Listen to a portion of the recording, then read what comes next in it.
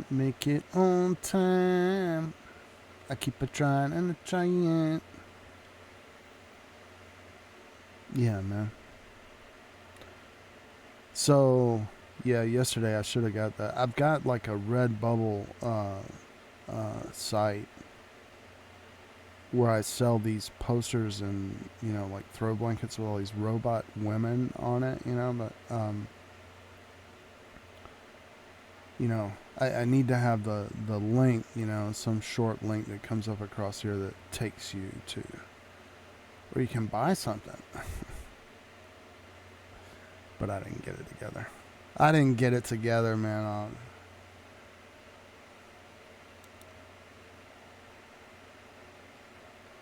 I'm just gonna keep working on it today. We'll see. We'll see how we do.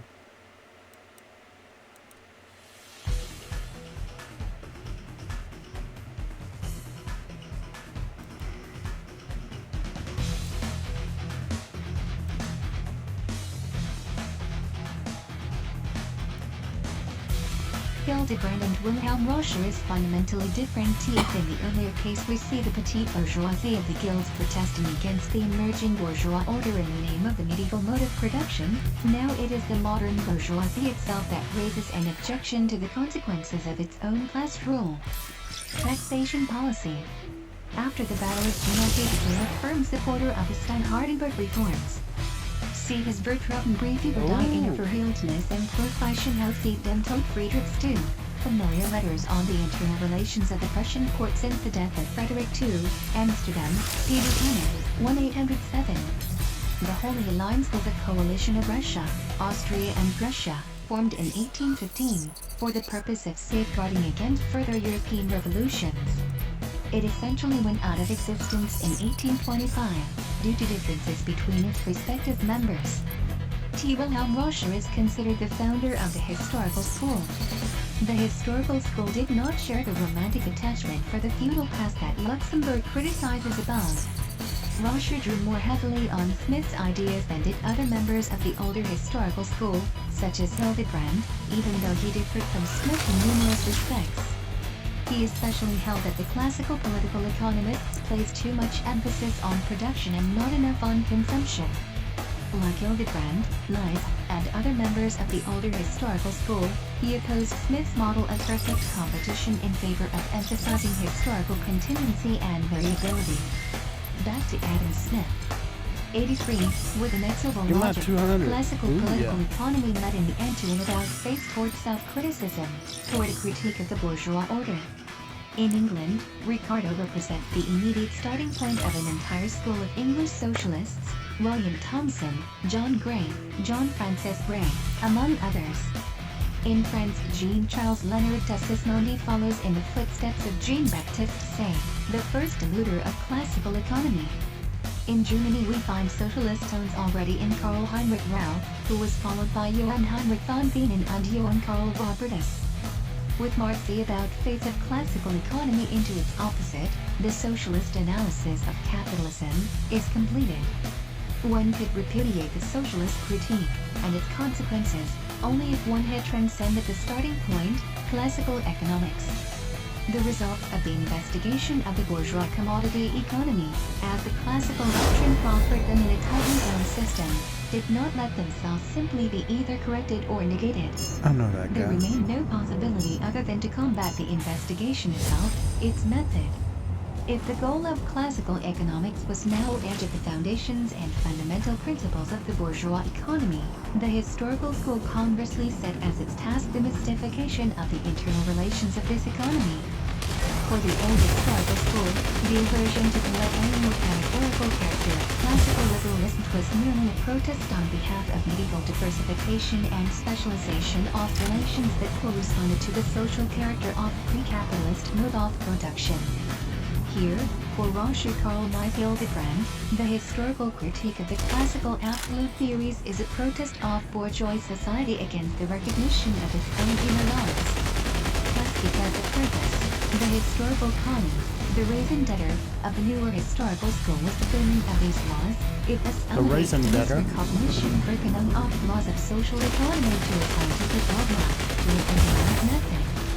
Simply, section of the English bourgeois reflected in that William Thomson, John Gray and John Francis Gray utilized Smith and Ricardo's liberate theory of value to attack the unequal distribution of income that characterizes capitalist society. Karl Heinrich Rau was Wilhelm Roscher's teacher and mentor. A follower of Adam Smith, he placed greater emphasis on the potential role of the state in redressing economic inequality. See his Lehrbuch der politischen Ökonomie, Principles of Political Economy, Leipzig and Heidelberg, C.J. Winterberg, 1863. Johann Heinrich von Thiemann was not a socialist, though he was critical of the fact that the remuneration of industrialists is always much greater than that of workers. See Thiemann's Der Isolierichtstaat und Beziehung auf Landwirtschaft und Nationalökonomie, the isolated state in relation to agriculture and political economy, edited by Walter Breuer and Eberhard H. Gerhard, Darmstadt, Wissenschaftliche Gesellschaft, 1966. 126. The old historical school refers to its earliest proponents, which included Wilhelm Roscher, Karl May, and Bruno Hildebrand. They opposed the leveling or categorical character of classical political economy insofar as they rejected the universal validity of economic laws. J. Although Knight, like Roscher and Hildebrand, was critical of aspects of bourgeois society, he never considered himself any kind of socialist. Section Latin for To Each Its Own. 84 Volume I, Economic Writings 1, Direction of the Grandiose Doctrinal Edifice of the Classical School, in the Creation of Political Economy. The emergence of the German bourgeoisie found its intellectual expression in the practical composition and application of economics as a science. Sufficient reason for the historical school's lack of principles, which Dr. Scholler justly chastised although without plausible explanation, is found in the actual historical relations in Germany, in the history of the bourgeoisie, in the increasingly glaring class antagonisms.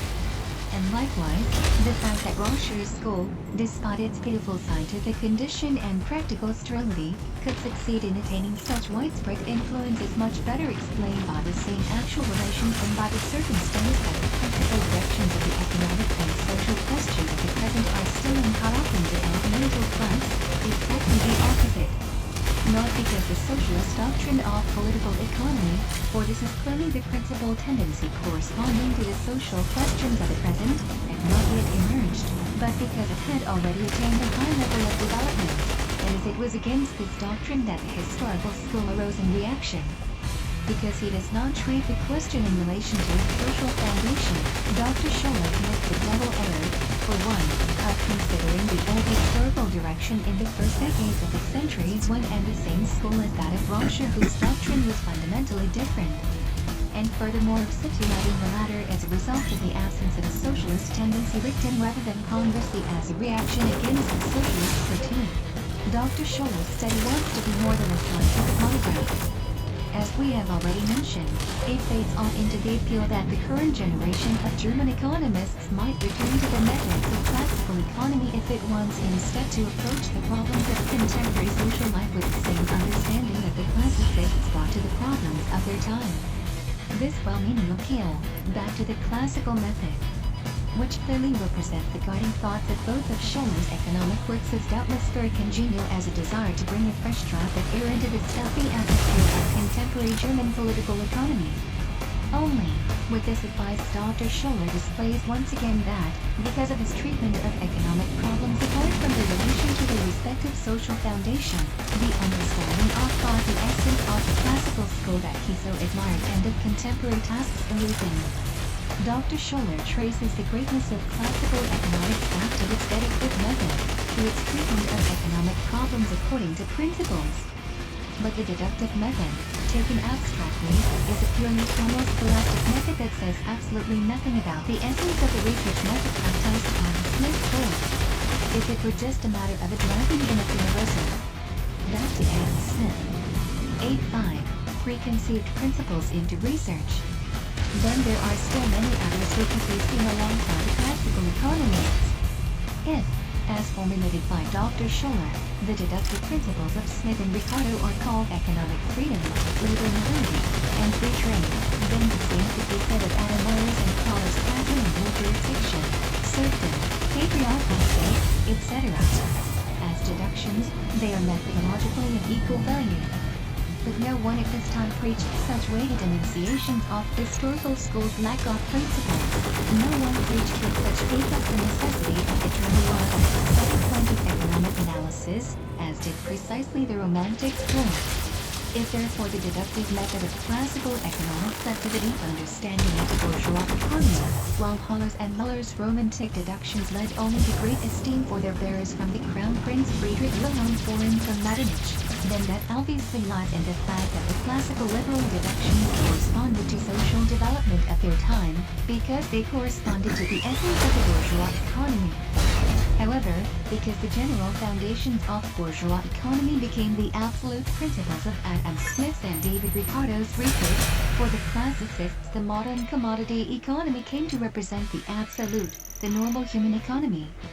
And this was the actual basic principle from which they proceeded. This was the real secret of their miracle working deductive method. It was precisely this unlimited and fully untroubled belief in what is human normality, in, so to speak, the natural right of capitalist commodity economy, that allowed the classical political economists that lack of self-examination under Fahrenheit in research, that lack of consideration of the consequences, that audacious flight to the heights from which they captured with a genial glance the internal relations of the bourgeois mode of production. The doubts that later arose about the bourgeois order produced on the one hand the vulgar economic apologists who turned their gaze away from research into the general laws to the rationalization of individual occurrences and, on the other hand, the resignation of the historical school that rejected in advance any research into the foundations of the economy and declared the task of economic science to be the simple description of that which has been and that which is. The bourgeois mode of production forms the foundation and the starting point of all of these economic schools. The belief in the absoluteness and normality of the bourgeois order, however, is peculiar to the classical school, which is precisely what made it classical. This circumstance explains not only the general scientific successes of Smith's school, but also the specific characteristics of its research methods. Cosmopolitanism, belief in and treatment of people, the individualism, the notion of economic self-interest as a sole foundation of all actions, etc. Everything that is itself a critic attributed to it and chastised as sinful, derives. 86.1 Economic Writings 1, from the same notion of the universal human normality of the capitalist commodity economy, of the commodity producer as the normal human being par excellence. Only, it was the same notion that set certain objective limits to the research of Smith's school of subjectively unabashed nature, wholly lacking in self-examination. The innermost essence of the bourgeois mode of production, its real secret, can only be deciphered when it is studied in motion, in its historical relativity. And it is precisely this that is excluded a priori by the conception of commodity economy as the normal, absolute form of social production. Let us take an example. Uncovered by any social consequences, classical economics while human labor is the single value-producing factor and pursue this theory through to that crystallized clarity that we find in Ricardo's formulation. But the fundamental difference between Ricardo's and Marx's labor theory of value difference not only misunderstood by bourgeois economics, but also loosely misjudged in the popularization of Marx's doctrine is that Ricardo, corresponding to his universal, natural right conception of the bourgeois economy, also held the creation of value to be a natural attribute of human labor, of the individual, concrete labor of individual people. Marx, on the other hand, recognized value as an abstraction made by the society under particular conditions, and arrived thereby at a differentiation of the two sides of commodity-producing labor, concrete, individual labor and undifferentiated social labor, a differentiation from which the solution to the many riddles permits to lie as though illuminated by a glow of the bullseye lantern, in order, however, to keep separate the dual character of labor in people and the value-creating commodity producers that fed together stagnant in behalf of the bourgeois economy. Marx already had to differentiate dynamically, in the sequence of historical time, the commodity producer from the working individual in general, that is, to recognize commodity production as simply a historically particular form of social production. In order to decipher the hieroglyphics of capitalist economy, Marx had to approach his principle of production diametrically opposed to that of the classicists, Instead of approaching the matter with the holistic bourgeois mode of production as a human norm, he approached it with the insight into its historical. Luxemburg is closely following the argument in Chapter 1 of Marx's Capital Volume 1, in which he wrote, however, the labor that forms the substance of value is equal human labor, and the expenditures are that equal human labor power. The total labor power of society, which is manifested in the values of the world of commodities, counts here as one homogeneous mass of human labor power. I was the first to point out and examine critically this twofold nature of labor contained in commodities. As this point is crucial to an understanding of political economy, it requires further elucidation. See Marx's Capital Volume 1, translated by Ben Fouts, New York, Illinois, Lund 976. Pages 129, 132. Back to Adam Smith. 87. Transitoriness. He had to invert the metaphysical direction of the classicists into its opposite, into the dialectical. The progress of political economy beyond Smith-Ricardo, its further development, was thus brought about precisely by overcoming the deductive method of the school, the return to which Schuller preaches still today. This not only because this method, as noted, set solid limits on knowledge, but also because these limits had already been reached by the classicists. In Ricardo's doctrine, the classical economic method had already achieved the most of which it was capable, and it was thrown into the dustbin, not merely as a dangerous instrument that turned against the society being studied, but also as one that was scientifically spent.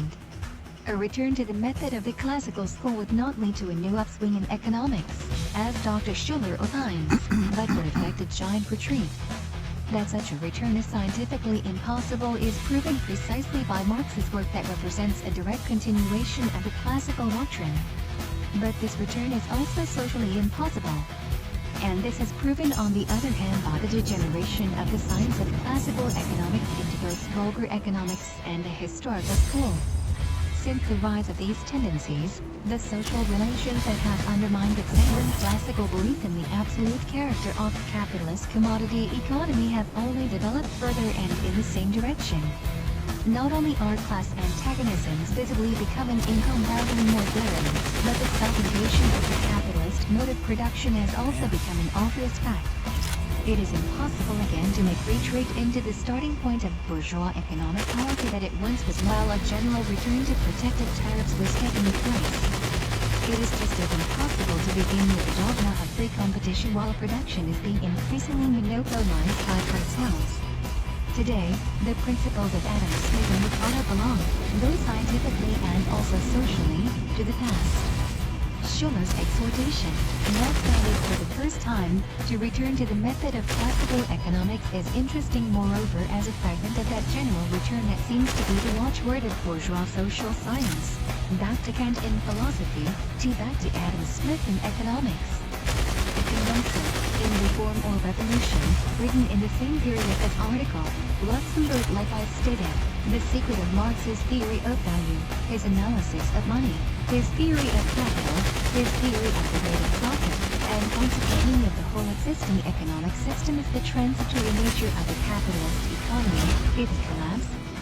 This is only another aspect of the same phenomena, the final goal, socialism.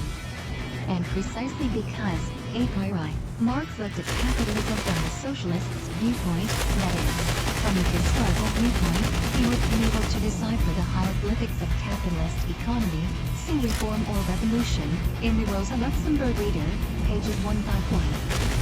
The call to go back to Kant was raised by a number of German philosophers in the 1860s as part of an effort to combat the legacy of Hegel's dialectical idealism. It led to the German Neo-Kantian revival, which dominated Central Europe thought until the 1920s. The Neo-Kantian movement strongly influenced the thought of Edward Bernstein and the Austro-Marxists, part of which, as seen in the work of Erwin Bohm, among others, explicitly embraced the moderate 88 line, economic writings one reaching backward toward already superseded position that is a reliable sign of the hopelessness into which the bourgeoisie has strayed, intellectually as well as socially. That there is no return just as little in science as in the actual development of society. But there is only a forward along the path of the dialectical method that Marx has already taken. All those young political economists, like Dr. Schuller, genuine enough not to find satisfaction and muddle in the lack of system or intellect into the head in contemporary bourgeois economics, and more brave enough to sacrifice class prejudice to scientific knowledge, must become clear about this. Bourgeois erudition at fortification forced to feed upon Marx's doctrine from which every halfway clever thought that appears among them is directly or indirectly derived to, just as bourgeois society has before it only the alternative of developing into a socialist society or perishing, so too has political economy only the choice of proceeding along the track opened by Marx or declaring its bankruptcy as a science. Version its socialism. For more on this, see Timothy Keck, Kant and Socialism, the Marburg School of Wilhelmine, Germany, Madison, University of Wisconsin Press, 1975. And Michael Friedman's two books, The Kantian Legacy in 19th Century Science, Cambridge, MIT Press, 2006, and A Parting of the Ways, Carter, Kasser, and Heidegger, Chicago, Open Court, 2000. Introduction to Political Economy, I. What is political economy? 1. Political economy is a curious science. Difficulties and conflicting opinions rise at the very first step on its terrain. Hey, Rogue The most Beast, man. basic question What's of up? all, what is the specific Trying to object of the focus. science? The simple worker, who has only a rather vague idea of what political economy teaches, will ascribe his lack of understanding to his own inadequate general education. Yet, in some respects, he shares his misfortune here with many learned doctors and professors who write thick volumes about political economy and deliver lectures I'm to here, young I'm people here. studying at the universities. What's up, man? Incredible as it sounds, the fact is that most I just got specialists my in ass political tore up economy going down themselves there have a very confused couple of notion times. as to what the real object of their specialism is. So I'm just hanging back. Since it is the custom for these learned gentlemen to work with Well, I came on and I definitions, won that one, is, and then I to reduce the lost nature of the most two complex or things to something. a Like, few I can't ordered remember. sentences, But we it was shall bad. seek by way of And so I'm example like, I don't even to want to find go down out there. from one official representative of Told me up political so many economy what their science is times. basically Lord. about. Let us listen first So I'm of just all to staying up what here the on historian top. of the German Way back professorial here. world, the author of countless frightfully thick textbooks on political economy, the founder of the so-called historical school, T. Wilhelm Mosher, has to say on this subject. In his unfinished manuscript of 1909-10 grew out of Rose Luxemburg's lecture course at the Peter Party School. It was originally designed for publication in e-pamphlets as well as in Ouch. book form. Luxemburg described its conception as follows: General title, Introduction to Political Economy. Subtitles for the pamphlets. 1. What is political economy? This is a new edition of 2. her Social labor. writings. 3. Material I got on a lot of economic Polish history, people in my family. primitive communism, slave economy, court economy, guild commerce. 4. Exchange. You 5. just go away, man. Yeah. 6. that- The rule of capital. No thanks to me. 7. Crises. 8. Tendencies of the capitalist economy are 6. Luxemburg, listed in the Unit Ojakosatsky, 3 Valve, Warsaw 1971, I need a page break. 98. Her decision to embark on the accumulation of capital led Luxemburg to break off work on the introduction. And she did not take up the project again until her imprisonment at London 1916. Luxemburg maintained the original basic conception, but now envisaged it as 10 pamphlets. This incomplete text was 83,000 eventually art published points. by Pauli in 1925. The 6 chapters I don't of the even know what I'm to do manuscript now. bear the numbers I, I don't want to go over here. 4, 3, 4 and 7, which reflect the changes she made working on the manuscript. T.F. Stark's School of Economics emerged That's in what I'm Germany talking in the about. 1840s as a reaction Kidding me, against the Missile Rack classical political 16? economy of Smith and Ricardo. It dominated much of German That's a academic joke. economic thought for the rest of the century. It is generally divided into 3 phases: the older historical school, comprising Wilhelm Mosher, Bruno Hildebrand, and Karl Neis; the younger school, comprising Gustav von Schmoller and Adolf Wagner; and the youngest school, comprising Werner Sombart and Max Weber. The historical school rejected universal theoretical systems and denied the capitalist economy could be understood in terms of an underlying universal logic or set of laws. They emphasized instead local, cultural, and historical influences on economic behavior. Its thinkers also differed from Stein and Ricardo in placing greater emphasis on the state in fostering economic They're development. killing me. In this Please don't qualified kill me. study, some of its proponents considered 90 Volume I, Economic Writings 1, First Major Work. Man, give me some advice, Lord. Unless Smear and Studier in Fundamentals of Political Economy. A handbook and textbook for businessmen and students, which appeared in 1/854 in Tesson's through 23 editions. We read in Chapter 2, Paragraph 16, we understand by political Also economy waste. the theory of national economic life, the theory of the laws of development of the national economy, of the economic life of the nation, philosophy of national economic history according to Hans Karl Emil von Mackall. This links up in one direction, like all sciences of national life, with consideration of the individual person. It extends in the outer sense to the study of humanity as a whole. Does this help businessmen and students understand what national economic theory is? It is precisely the theory of national economy. What are horn ring spectacles? Spectacles with a horn rim. What is a packed ass? An ass on which burdens are packed. An extremely simple procedure. In fact, for explaining to little children the use of compound words, the only trouble is that anyone who does not already know the meaning of the words in question will be none the wiser, no matter which way round the words are placed. Let us turn to another German scholar, who currently teaches political economy at the University of Berlin, a luminary of official science famous far across the land, down to the Blue Sea. In other words, Professor Gustav von Schmoller.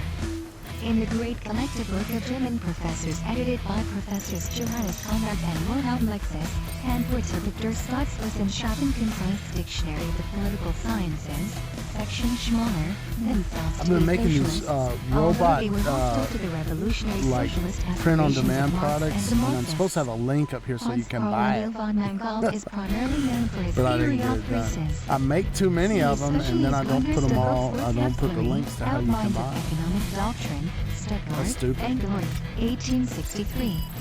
T. Wilhelm Roscher, Grundlage International Economy, einen Anmessungspapier des Kriegsmüller Anstudien. My wife lost the Foundations domain Economics, of a our handbook bookstore. We and have guide an for online businessmen and bookstore. students. Stuttgart, EMDB, 1900, pages 401. 1988. For an English translation, see Principles .com. of Political Economy, New York, Arnold Press, 1878. J. The German term for political economy, national economy, No literally business, translated, no is bookseller national since we economy. lost the domain. Hence, as Luxembourg indicates, it is It's bad. circular to define national It's economy bad. as the theory of the economy of a given nation. Section Handwörterbuch Staatswissenschaften was an important resource in late 19th and early 20th century German economic thought. It was published in 4 editions. The first edition appeared from 1890 to 1895, the second from 1895 to 1901, the third edition between 1909 and 1911, and the fourth and final edition from 1923 to 1929. The first 3 editions were edited by Johannes Conrad, Wilhelm Lexis, Al Alster, and Edgar Lohmann, who were part of the Rheinfeier Sozialpolitik, the Association for Social Politics. For more on this influential publication, see Vita Antonia Joya, Arthur Splitoff, From Economic Crisis to Business Cycle Theory. 7,000 In Crises squad and power. Cycles Oh in no. Economic Dictionaries and Encyclopedias, edited by Daniel Bisoni. What you doing, bro? You London there? and New You York. there? Routledge, 2012, pages 361 to 2. Introduction to Political Economy 9-1 gives the following answer to the question what the science might be. In an essay on economic Season theory, Division 2. I would say that it is the science Ooh, that it's seeks terror. to describe, Be busy. define, and explain in causal terms national economic phenomena as a coherent No, I whole, think it's which interesting, naturally man. presupposes It's funny. that national economy has already been correctly defined. At the center of this science stand those phenomena of division and No, there was organization of labor, there was this of guy. He commerce hadn't been and the on in a long distribution time, of but he would income, find of people with like social 11,000 economic squad power, and supported by somehow particular forms of I don't know. private He was and like public law mid-range, so that he are was typically found half among again bigger than me. civilized peoples, I had and that, never been on controlled matches by the with same people or that had similar like mental 10,000 forces, squad power. produce similar or identical arrangements or forces, presenting in their total description. It's a different game. You cannot be seen. Yeah. All right. Well.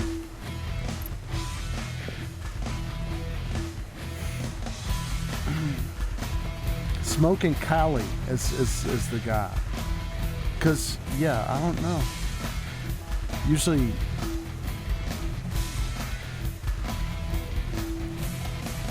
I didn't think you could, like, I didn't think if I was 3,000 squad power I could even get on a match with somebody at 10 or 11,000 squad power. But you can. And I think it's like somebody higher than you but not too high sets up a match and fights you. Because he had people in there, like 2 that were.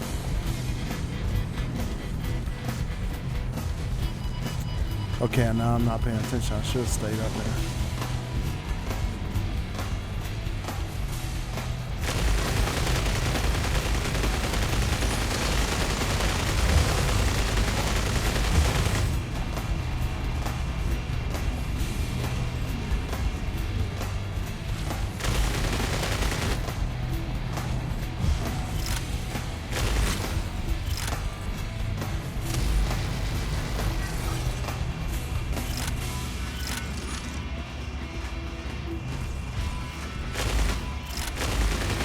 Oh no, man, yo, globulon, electron stuff, man.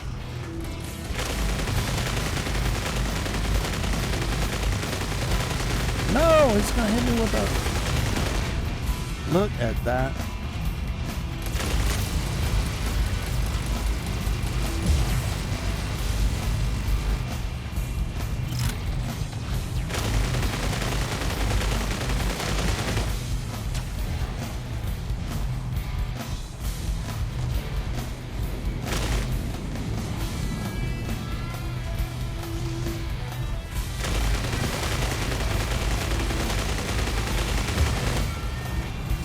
No.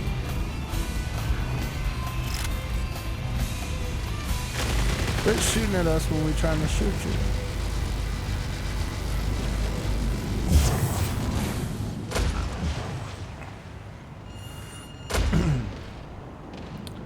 Okay, I'm ready for my robot, please.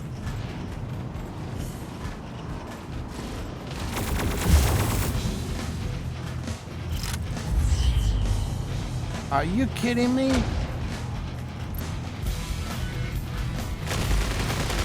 No, no.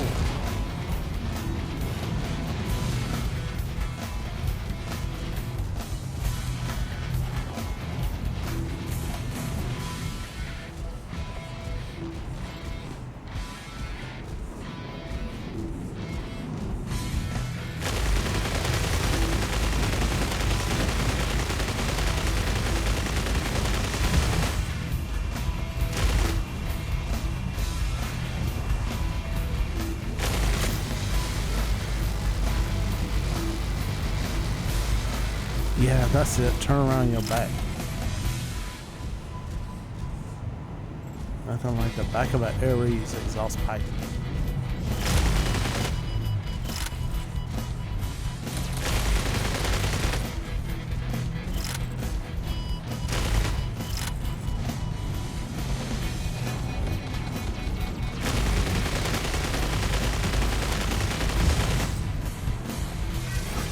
Ah, help, help, help.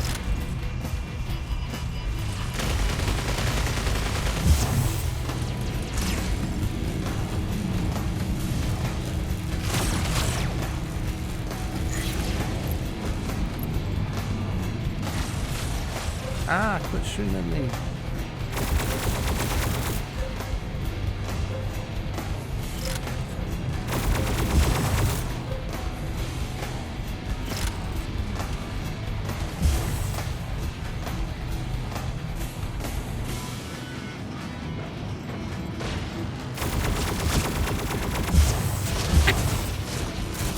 This launcher.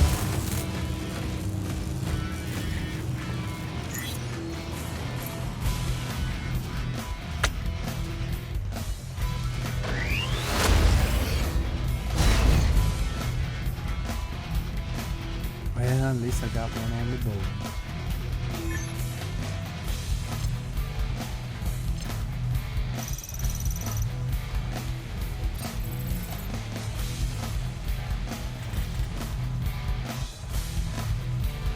Man, I like that Astro Boy icon, CK Baba.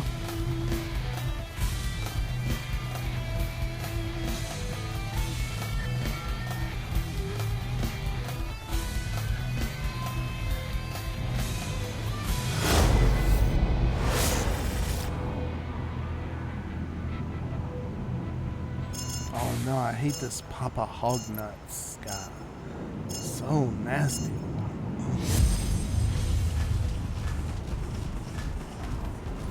And Super Jerk. Oh no.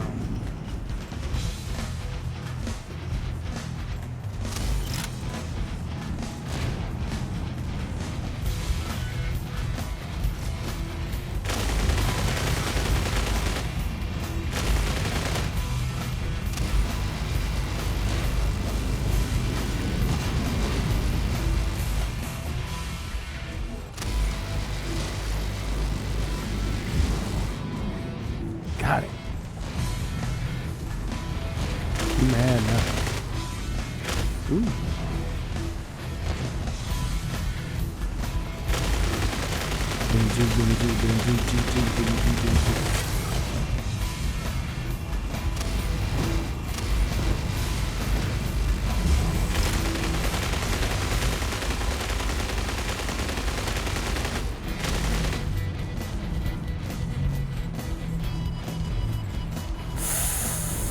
Ouch. Turkey.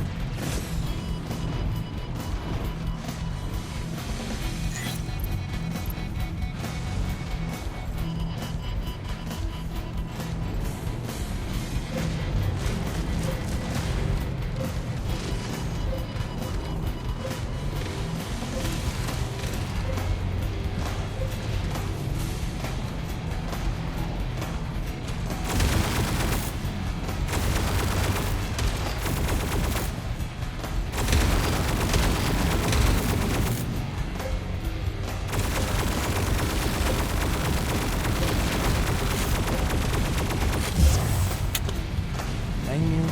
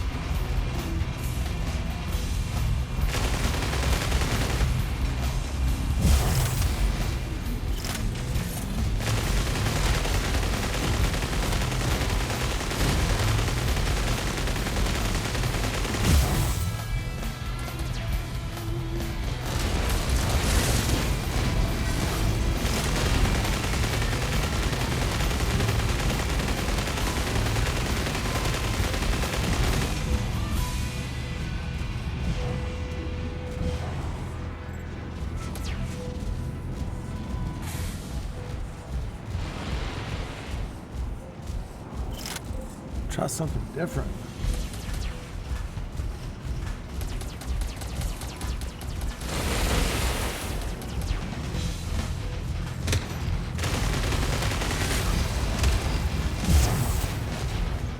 Super Jerk.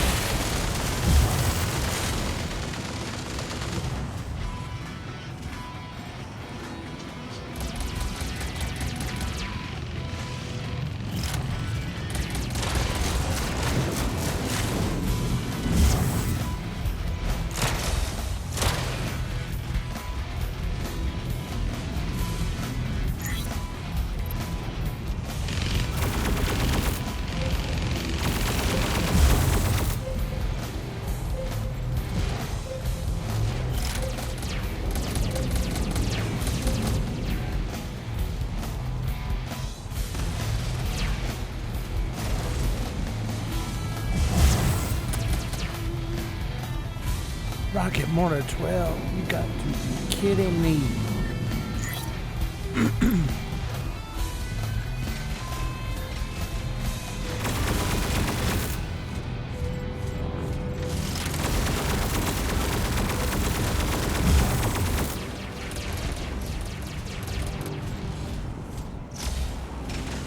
Kill that guy.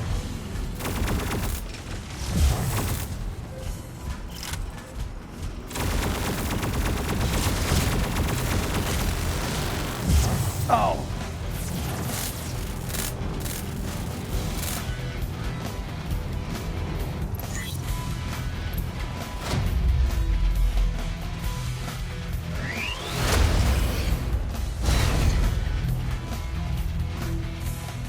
Too many guns. Oh.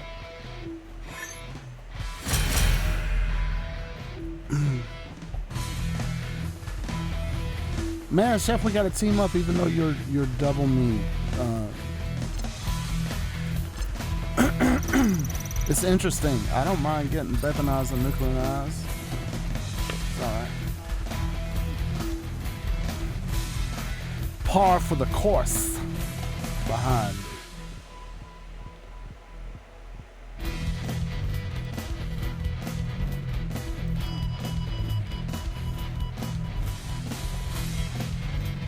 Their total description is statics of the present economic civilized world, a kind of average constellation. Starting from this point, the science has gone on to investigate the differences between particular national economies, the various forms of organization here and there, and thus to inquire as to the combination and series in which these different forms emerge, and has in this way come to the notion of a causal development of forms and a historical succession of economic conditions. It was thus added to the static treatment a dynamic one. And as, from its first appearance, it already came by way of ethical historical value judgments to the positing of ideals, it has continued to maintain its practical function to a certain degree. Alongside theory, it has positive practical lessons for life. 1. Here. Let's pause for breath. What was all that? Social economic arrangements, private and public mental forces, similar and the same and similar statistics, statics, dynamics, average, constellation, causal development, ethical, historical value judgments. For ordinary mortals, this has the same memory effect as a wheel turning in the brain. In his insistent drive for knowledge, and his blind confidence in the spring of professorial wisdom, he makes the painful effort of going through the whole nonsense twice and 3 times, trying to extract some conceivable meaning. Unfortunately, this is all needless trouble. What we're offered is precisely nothing but ignorant phrasings, all words glued together. An unmistakable sign of this is that anyone who thinks clearly, and has a genuine mastery of the subject matter, also expresses himself clearly and understandably. Someone who expresses himself in obscure and high-flown terms, if he is not a pure philosophical idea constructor or a fantasist of religious mysticism, only shows that he is himself unclear about the matter, or has reason to avoid clarity. We shall go on to show that the obscure, confusing language of bourgeois scholars as to the nature of political economy is not accidental, but actually expresses 2 things, both the unclearness of these gentlemen themselves, and their tendacious, stubborn rejection of a real explanation of the question. That the clear definition of the nature of political economy is indeed a 92 volume I, Economic Writings 1, contentious question is suggested by a certain external circumstance. This is the fact that the most contradictory views are expressed as to the age of the science. For example, the late Adolphe Blanqui, a well-known historian and professor of political economy at the University of Paris, and brother of famous socialist leader and commentator Auguste Blanqui, started the first chapter of his History of Political Economy, published in 1837, with the following epigram: "Political economy is older than people think." The Greeks and the Romans already had their own, other writers on history of political economy, however, for instance the former doesn't at the University of Berlin, Ukandiri, consider it important to stress that political economy is much younger than people generally believe. According to them, this science only properly arose in the second half of the 18th century too. To cite socialist judgment on this question, Lassalle in the preface to his classic polemical text of 1864 against Schultz DELITZSCH. Capital and Arbeit, capital and labor, made the following assertion: political economy is a science that is only at its beginnings and still to be constructed. Karl Marx, for his part, gave the first volume of his economic masterwork Capital that appeared 3 years later, representing the fulfillment of the expectation expressed by Lassalle, the subtitled Critique of Political Economy. In this way, Marx placed his own work outside the previous political economy, considering it as something confined and superseded, and setting out to criticize it.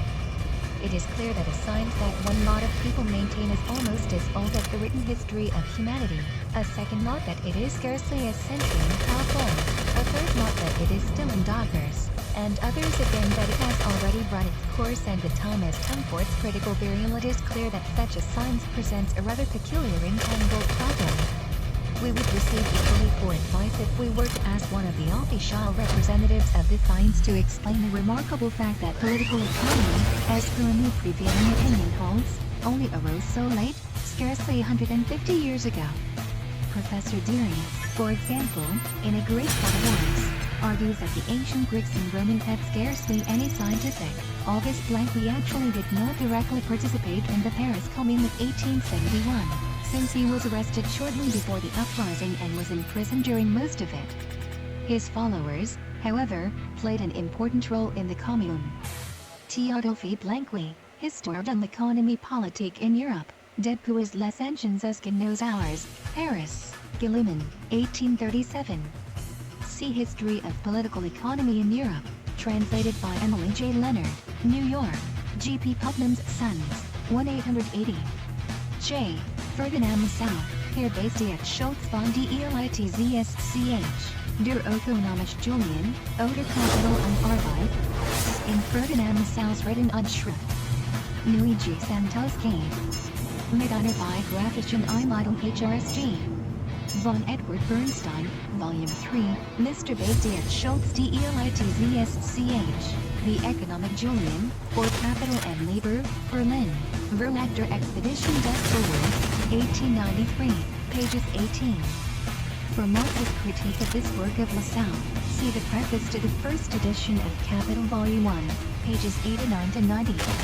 Introduction to Political Economy 93, Notion of Political Economic Matters, only unsound. Superficial.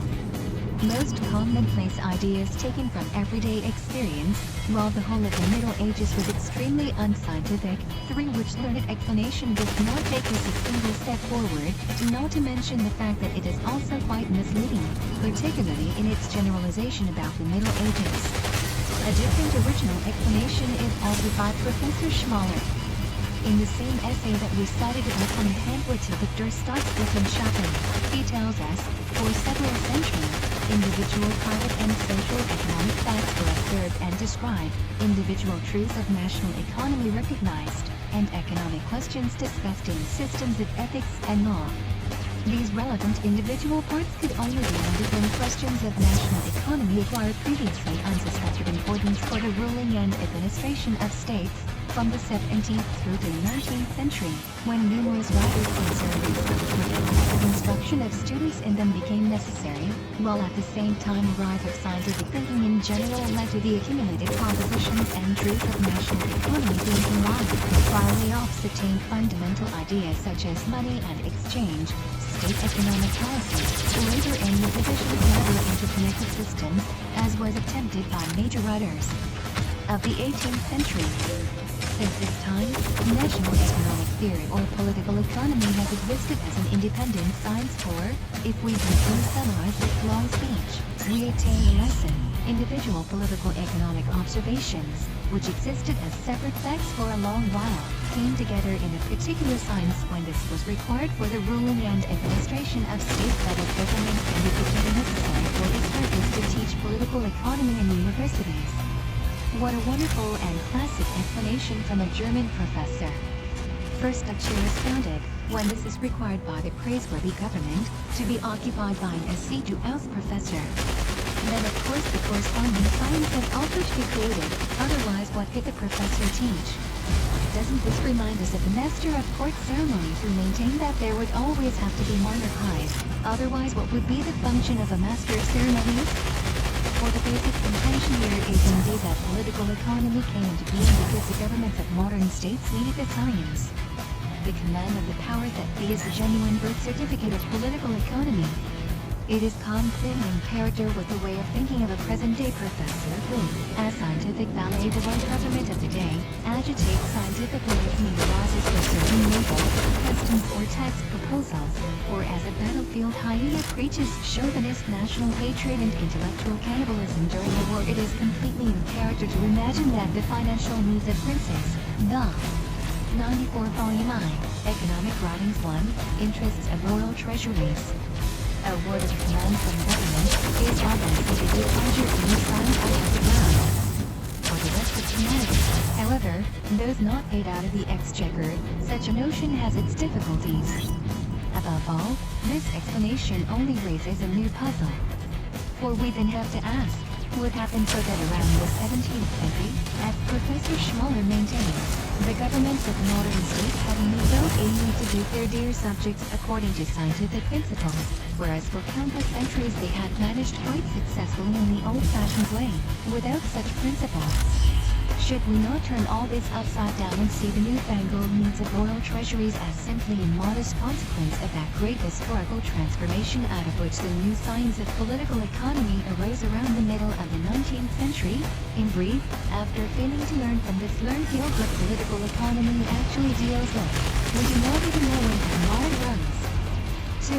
One thing, at any rate, is established, in all the definitions of bourgeois chalice we have cited above, it is always a question of national economy, and political economy is only a foreign word for the theory of national economy. The concept of national economy stands at the center of discussion for all official representatives of the science. What then actually is this national economy? Professor Butcher, whose work Die Entstehung der Volkswirtschaft, The Rise of National Economy, enjoys a high reputation both in Germany and abroad, offers the following information. The national economy is formed by the totality of arrangements, dispositions and procedures at the satisfaction of the needs of an entire nation demands. This national economy, again, breaks down into numerous particular economies, which are connected with one another by trade, I'll do anything. As a result of this fact that these undertake particular tasks for all the others and have the others undertake such tasks for life, let us try to translate this learned definition into the language of ordinary mortals. If the first thing we hear is the totality of dispositions and procedures and to satisfy the needs of an entire nation, we are forced to consider everything possible. Factories and workshops, agriculture and stock raising, railways and warehouses, but also church preaching and police surveillance, ballet performances, civil servants and observatories, parliamentary elections, national guards and military associations, chess clubs, dog shows and duels for Introduction to Political Economy 95 Albanian Lexis and the endless chain of other dispositions and procedures serve today to satisfy the needs of an entire nation. The national economy would then be everything that takes place under the sun, and political economy a universal science of all things and more. As the Latin type goes, the generous definition of the Leipzig professor evidently has to be restricted somewhat. Very likely he only wants to refer to arrangements and procedures that serve to satisfy the material needs of the nation, or more precisely, the satisfaction of such needs by material things. And even then the totality would be far too widely conceived, and easily float off again into the mist. Yet we shall try to find our way here as best we can. People all need, in order to live, food and drink, a protecting roof, clothing in cold regions, as well as all kinds of articles of daily use in the home.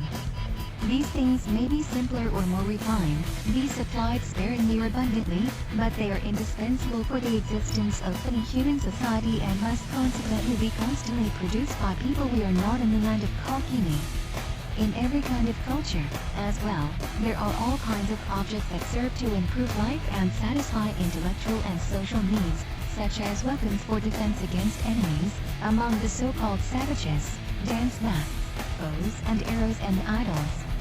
For us, luxury goods, churches, machine guns and submarines.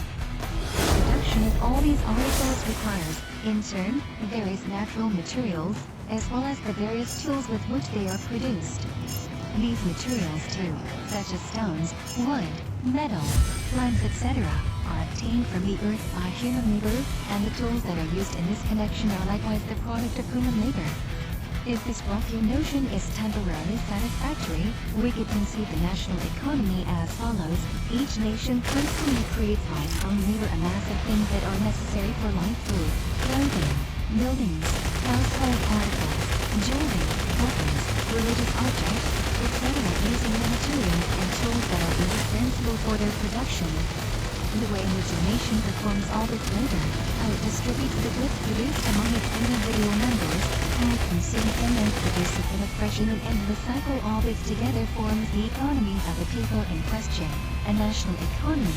This would then be more or less the meaning of the first sentence in Professor Etcher's definition. But we have to go into rather more detail.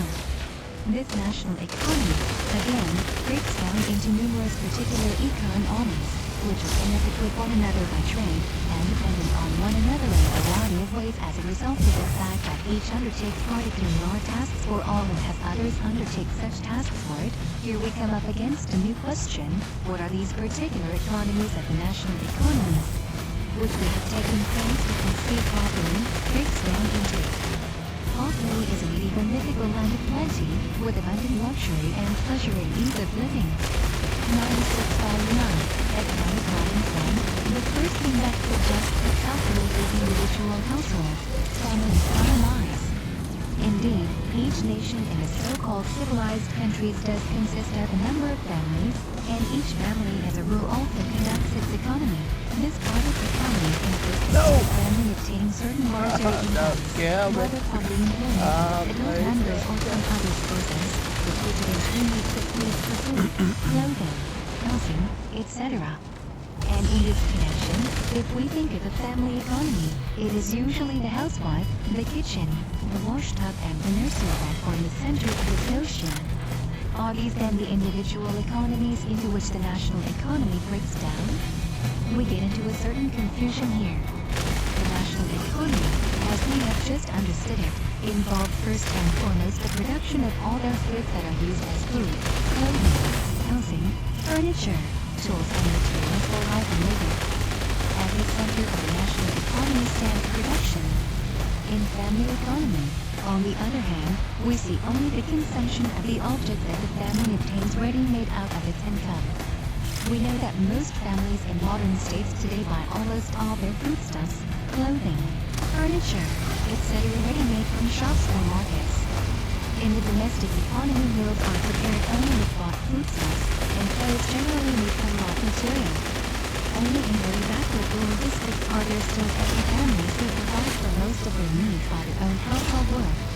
Of course, there are, on the other hand, even in modern states, many families who produce various products at home, Some hills over here.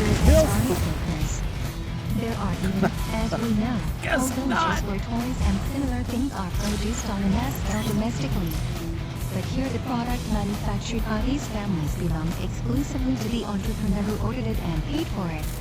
Not the slightest part of it goes into their own consumption, into the economy of the home-working family. For their own household economy, these domestic workers buy everything ready-made out of their meager wages, in the same way as other families. That's your statement that the national economy breaks down into many individual economies would thus lead to something like the following result: the production of the means of existence of a whole nation breaks down simply into the consumption of means of subsistence by individual families. A statement that looks much like utter nonsense. An additional doubt also arises. According to Professor Etcher, these individual economies are connected with one another by exchange and completely dependent on one another because each undertakes particular tasks for all others. What kind of exchange and dependence does this mean? Is it, for example, exchange between friends and neighbors, of the kind that takes place between various private families? But what does such exchange actually have to do with the national economy, with the economy as a whole? Any capable housewife, indeed, will maintain that it is better for the household and for domestic peace that as little exchange as possible takes place between neighbors indifferent. Introduction to Political Economy 97, Houses. And as to precisely what this dependence involves, it is impossible to see what tasks the household economy of pensioner Mara is supposed to undertake for the household economy of headmaster Schultz and all others. We have clearly taken a completely wrong turn here, and have to tackle the question from a different direction. It evidently cannot be individual family households into which Professor Butcher's national economy breaks down.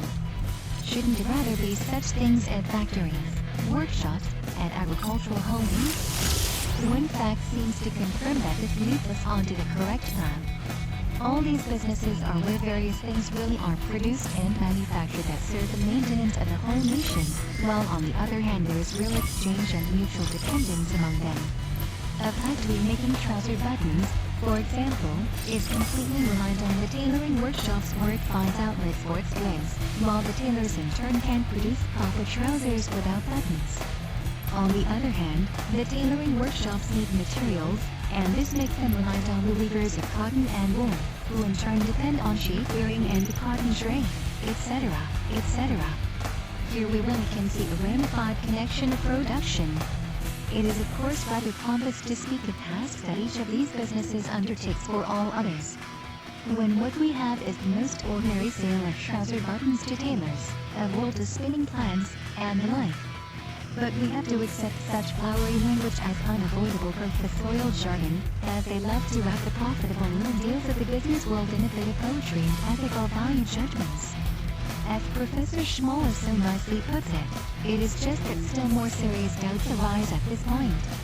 The individual factories, agricultural holdings, Coleman's and iron works are said to be so many individual economies into which the national economy breaks down, but this concept of an economy, at least as we have now conceived the national economy, must evidently include within a certain orbit both the manufacture of means of subsistence and their use, both production and consumption.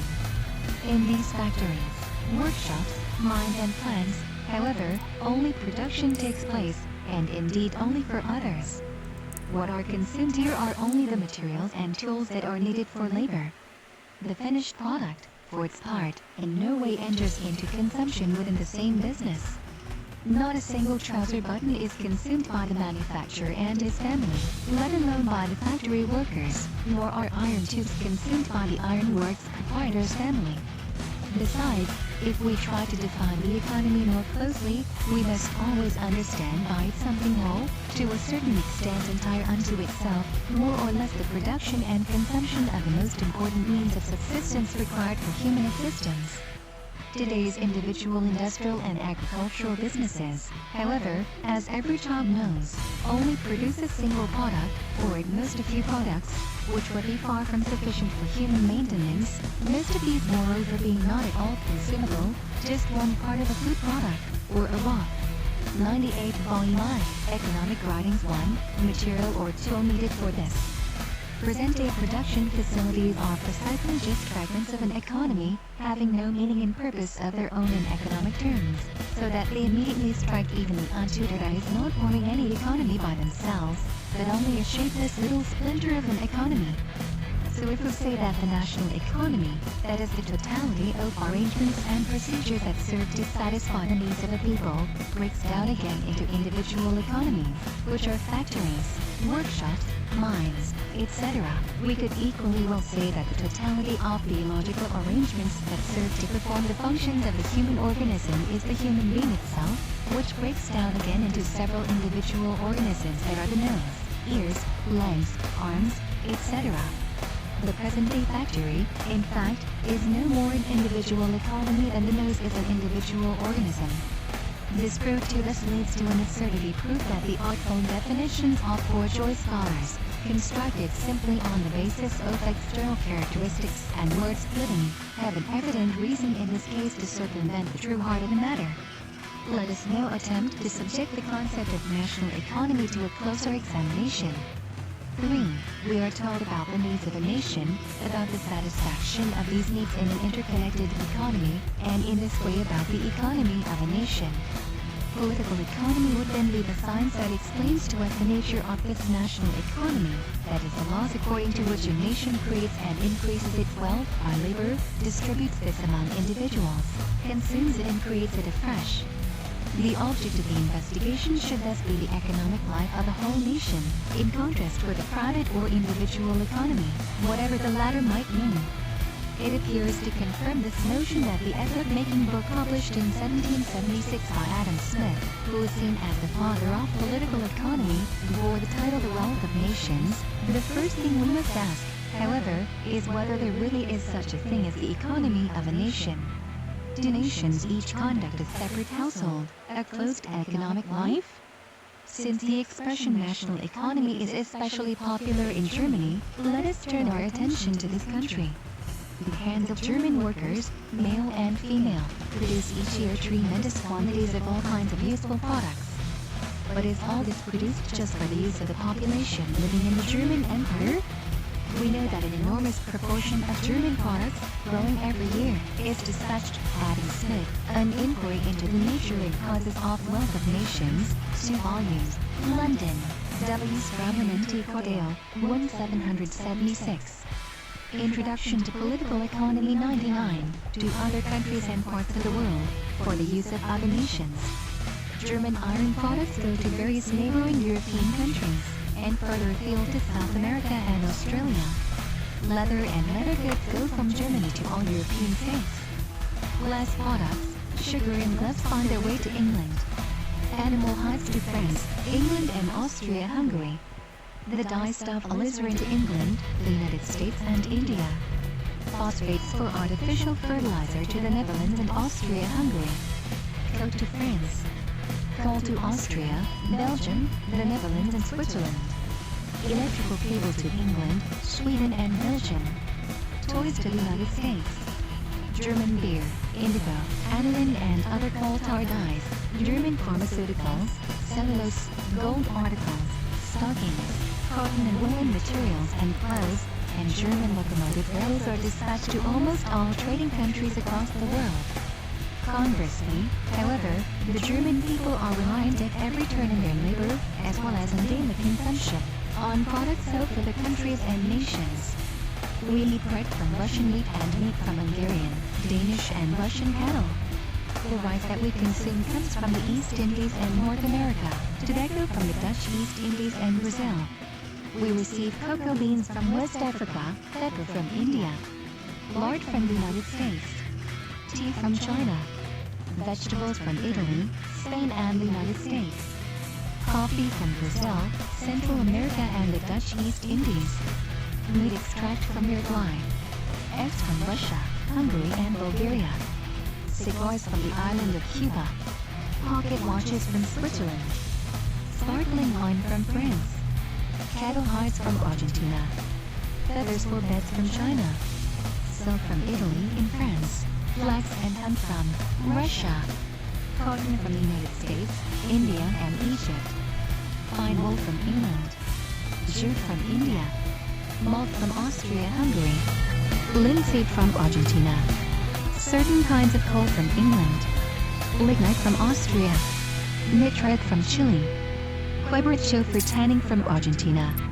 construction timber from Russia, cork from Portugal, copper from the United States, tin from the Dutch East Indies, zinc from Australia, aluminum from Austria-Hungary and Canada, asbestos from Canada, asphalt and marble from Italy, cobblestones from Sweden, lead from Belgium, the United States and Australia, graphite from Ceylon, phosphor lime from America and Algeria, iodine from Chile.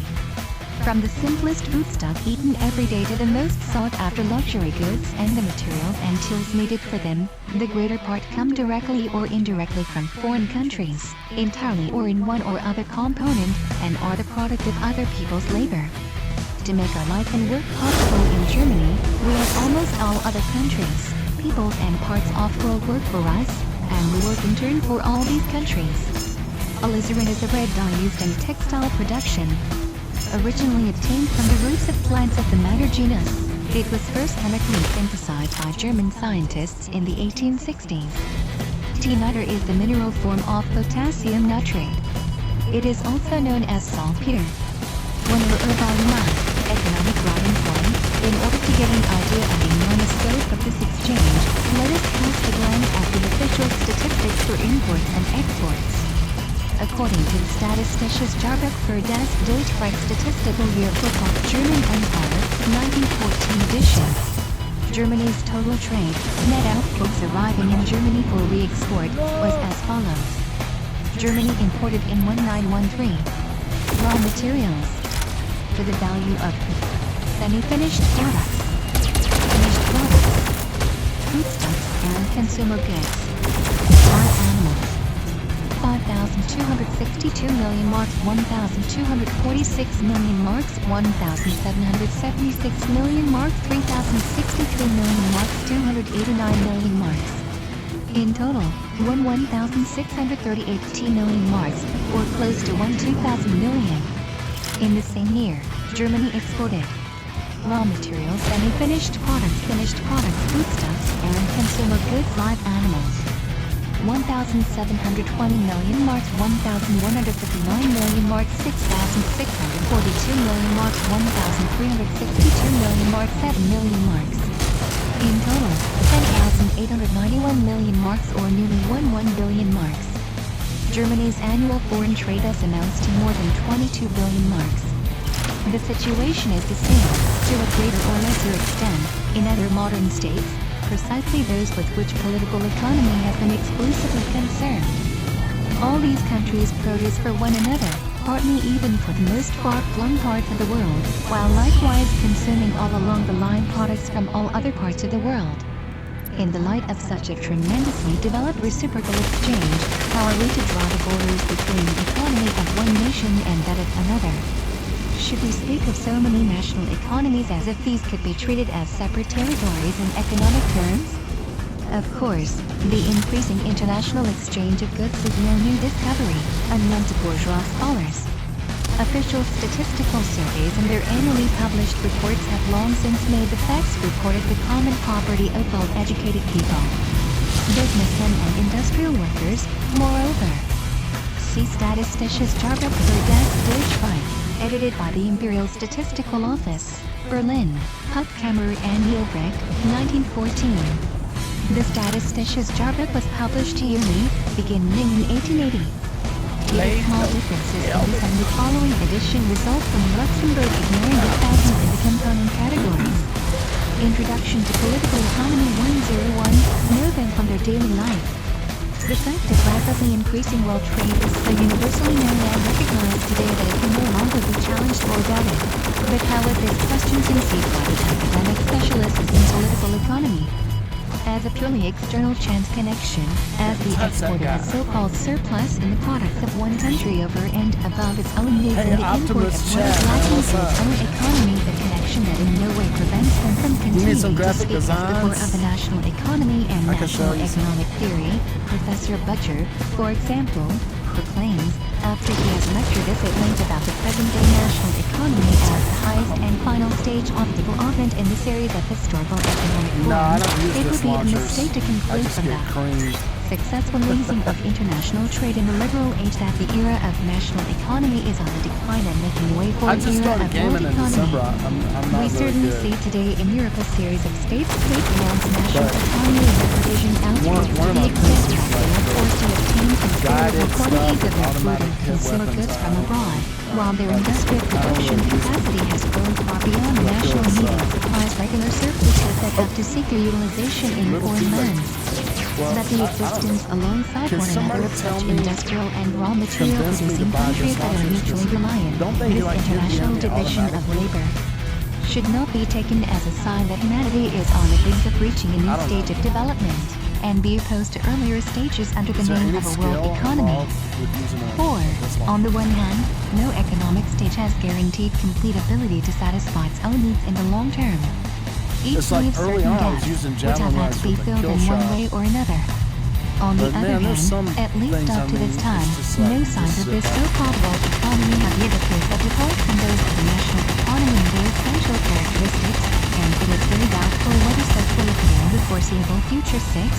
Still, bolder is Professor Butcher's younger colleague Werner Sombart, who declares point-blank that we are not moving into a world economy, but on the contrary increasingly departing from this civilized peoples. Man, I would rather maintain, or today, as far as their overall economy goes, not fundamentally more, but rather less linked with one another in trading relations. All-time The movie individual scenes national is, economy today is not on, more but actually less Batman involved in the when, world market than Joker 100 or is- 50 years they're, ago. like hanging off the At edge least, of it would be wrong to Gotham assume City that international Cathedral or trade whatever. relations are acquiring a relatively growing Joker's importance for "Here, the let me modern lend you a national hand." economy. The opposite is the case. One of the Reaches down, two-volume grabs his hand, and economic says, driving "That's your force, hand." Professor Sombart is convinced that individual national economies are becoming ever more complete microcosms that a small closed worlds are ill, and that the internal market increasingly overshadows the world market in Humiliation. importance for all lines of trade. 7. This blatant foolishness, which recklessly flies in the face of all daily perceptions of economic life, most happily underlines the I don't know stubborn if I can reluctance of get the a gentlemen name of the launcher. scholarly guild to recognize the world economy as an instinct of development of human society in essence that it is all worthwhile to know, and whose hidden roots we shall go on to examine. So, Come because back, at earlier Johnny. economic stages, for example, at the time of Johnny King B. Nebuchadnezzar, certain gaps in like people's bullshit. economic life were filled by exchange. Present-day world trade has nothing to teach Dang us, it. and we still have a national economy. That is Professor Butcher's opinion. How indicative this is about the crude historical conception of a scholar whose They fame is launched a based tenable precisely pit on RPG. supposedly I don't know acute if I and deep can insights get that into way. economic history. With the help of a fatuous schema, he brings the international trade of the most varied stages of economy and civilization, separated by millennia, under a single category. Of course, there never has been any social form without exchange, and there is not today.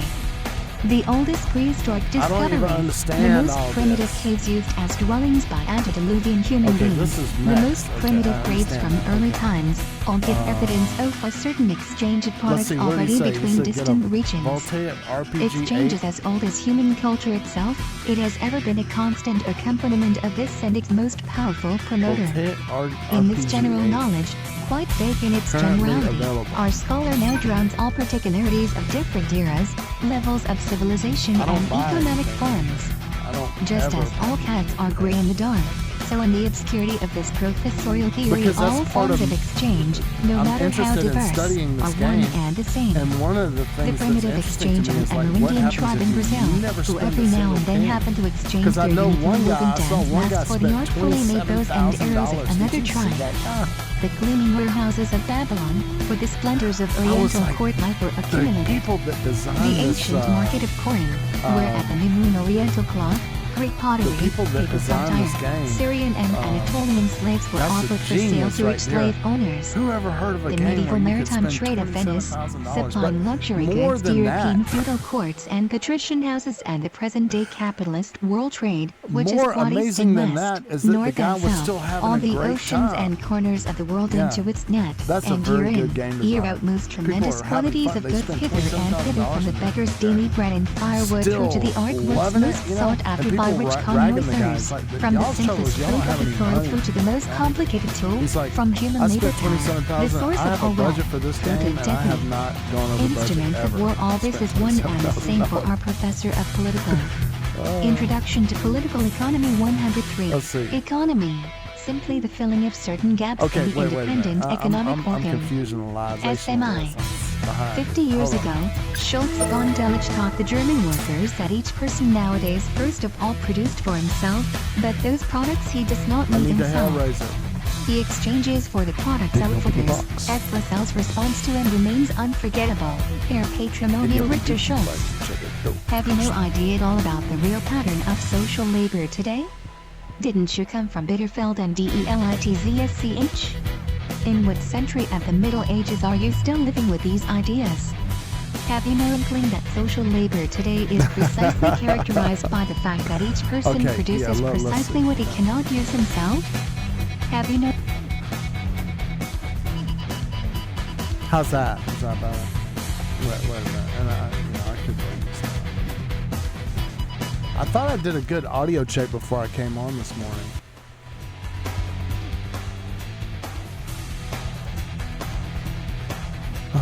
Okay. All right. So here we go.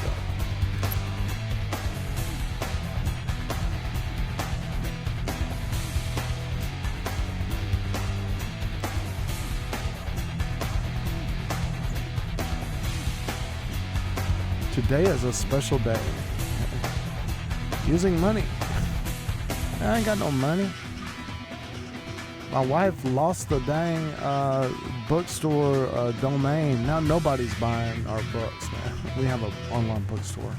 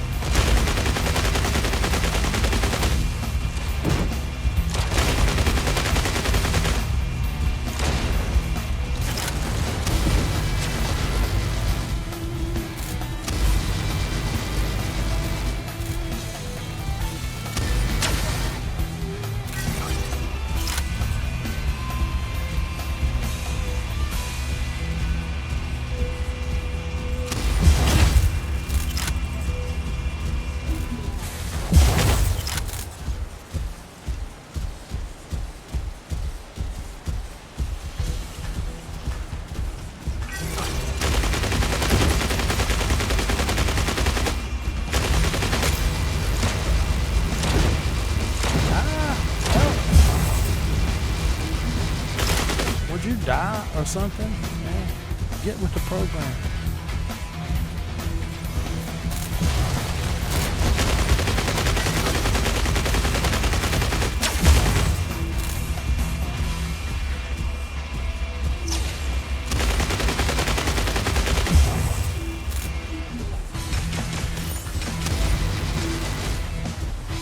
Ah! Please don't kill me. Uh-oh. Oh! You with your dang fancy gears.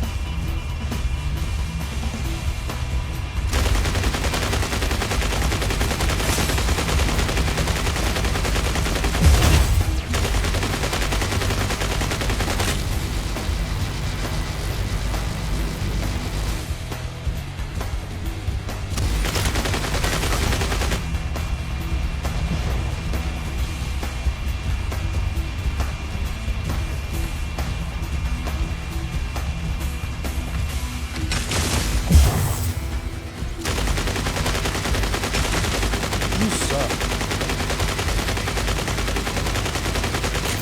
Can you die? Die.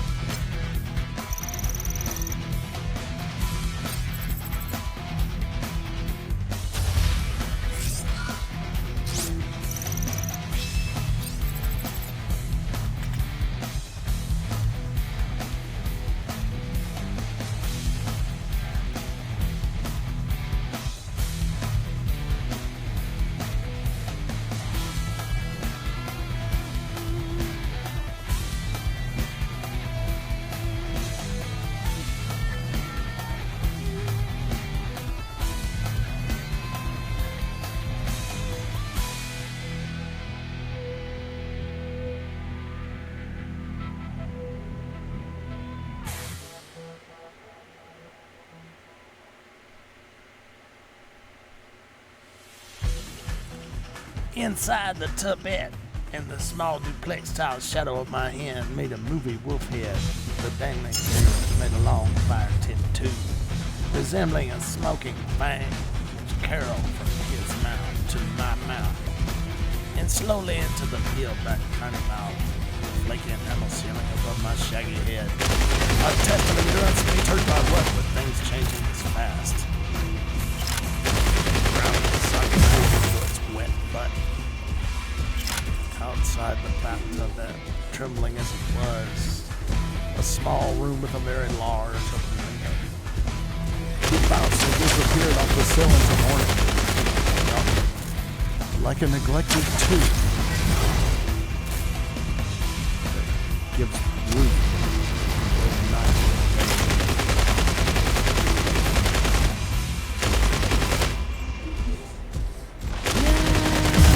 Oh, man. Man, you shot my buddy. You sucks. Help. Help.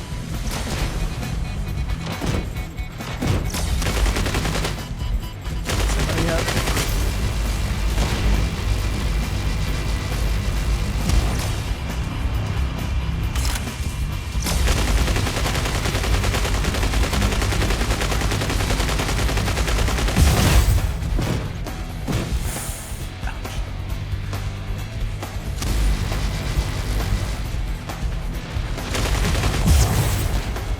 Are you kidding me? So rude.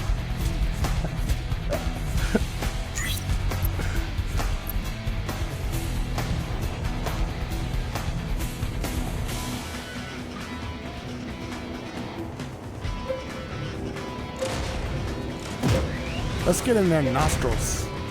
COVID testing lines up here. Man, I was just getting started. Dang it.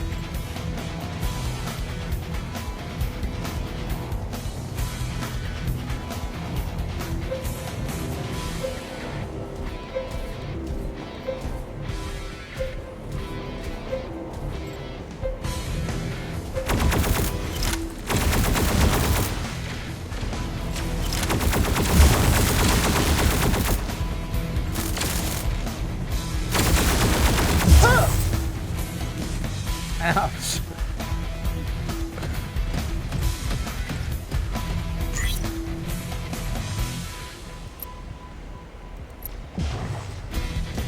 Oh man, someday, you know, sometimes it's just a matter of I mean, I don't know. I can't see the logic. Spending money to improve my gameplay. I think it has to come from you know, it's like playing the piano. You don't, you know, it's a matter of do I sucks or not, you know. If I buy stuff,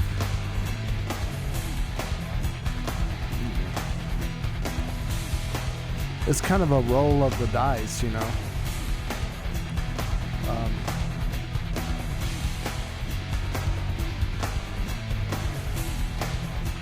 some days I'll come in here, man, and it's just I tear them up, and then some days, you know, you come in and just get weaponized and nuclearized.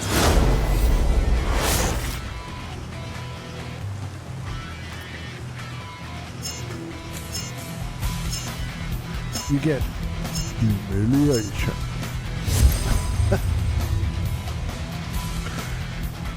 Sometimes you get ninja master.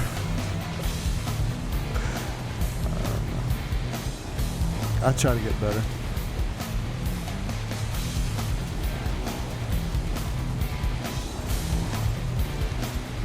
I could do a bunch of weapon upgrades. I've got enough acorns to do it, but I'm waiting. I'm trying to get my MD in the paint.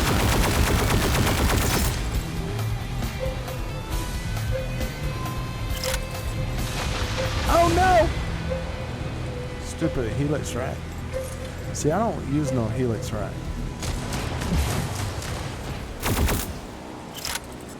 Or mortars and automatic hit weapons.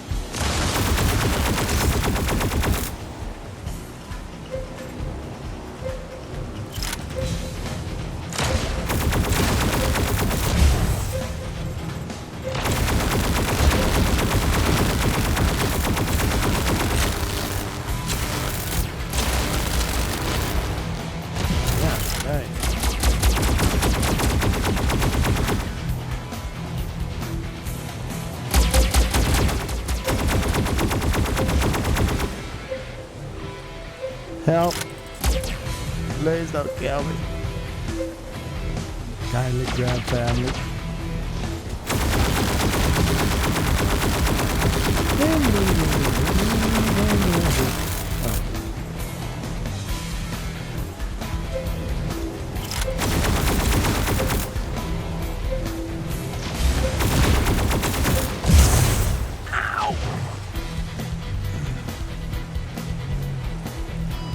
Quit it.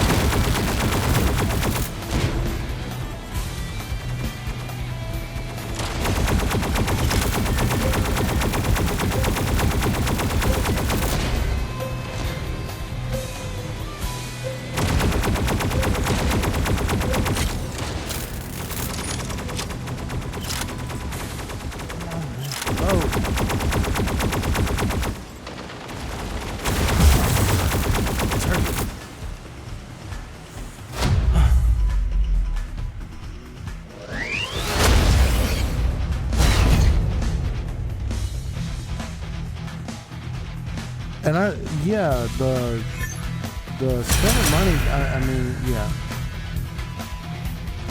It's, I just, oh.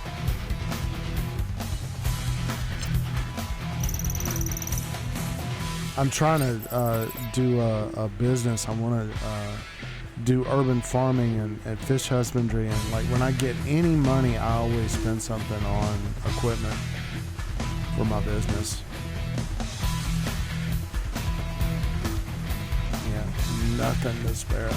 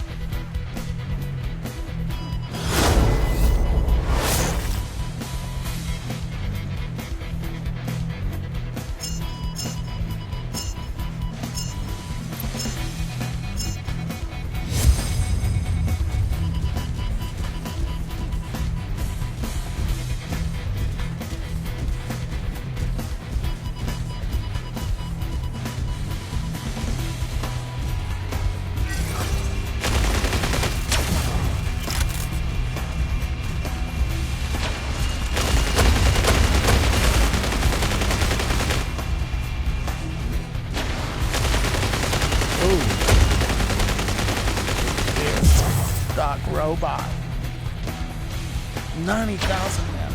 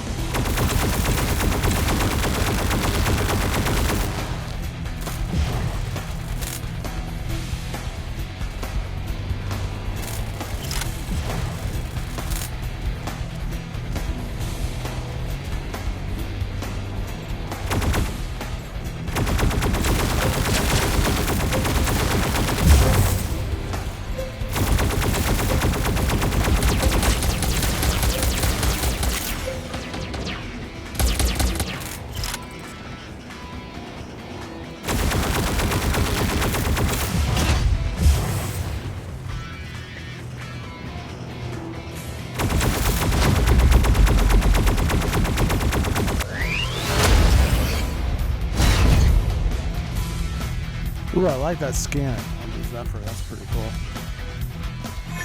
And that's saying a lot because I don't really go for these paint jobs very much. I don't.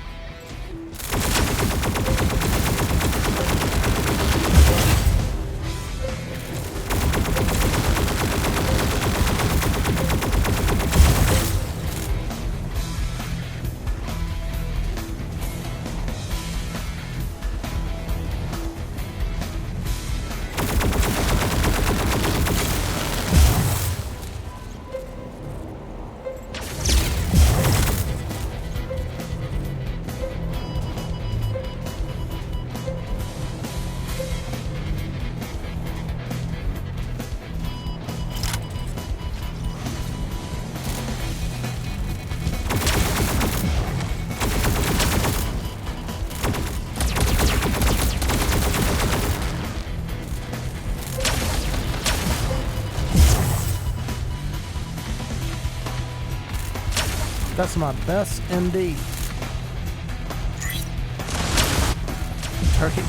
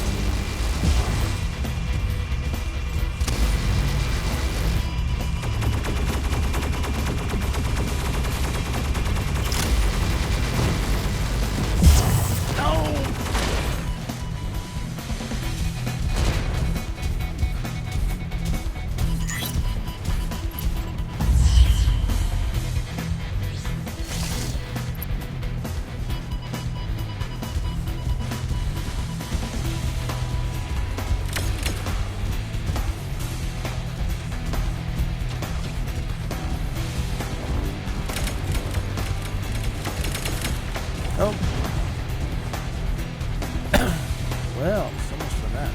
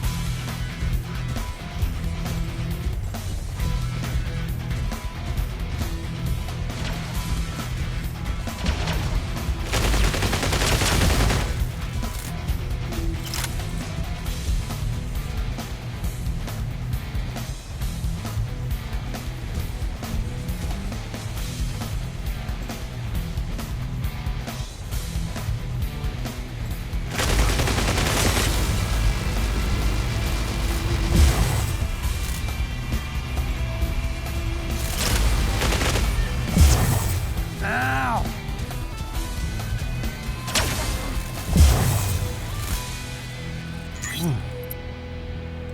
So rude.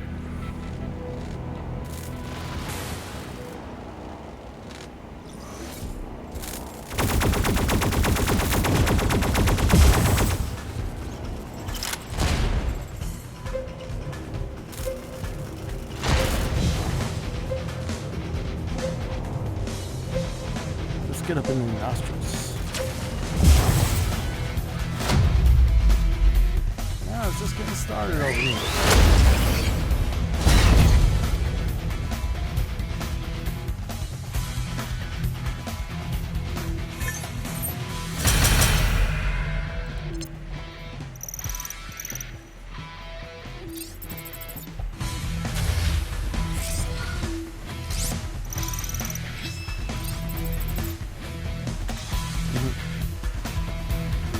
I am gonna buy something. I'm planning to buy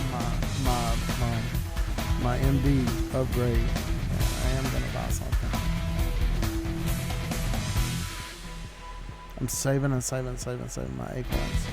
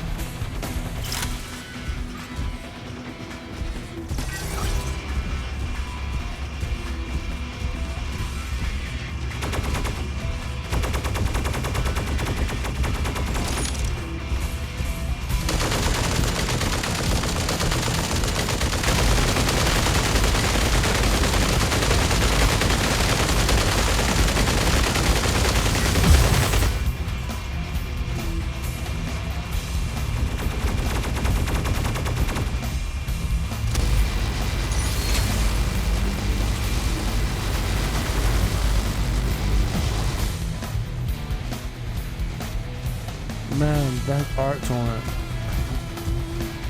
go pretty dang far for a close quarters weapon.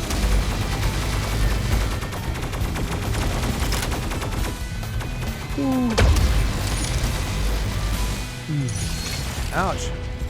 Stop! Look at you with your dang birthday cake clown business going on. Oh, man, y'all great.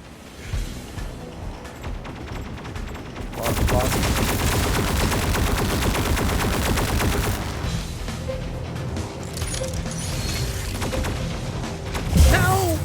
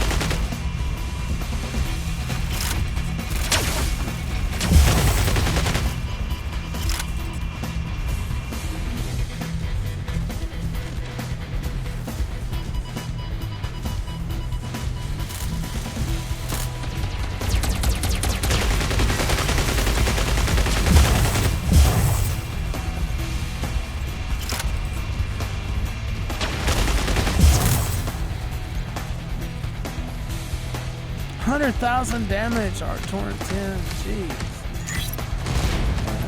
Is that fair?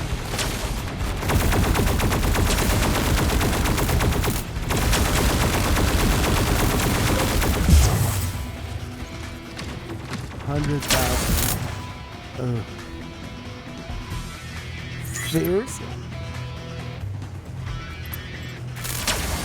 Oh no.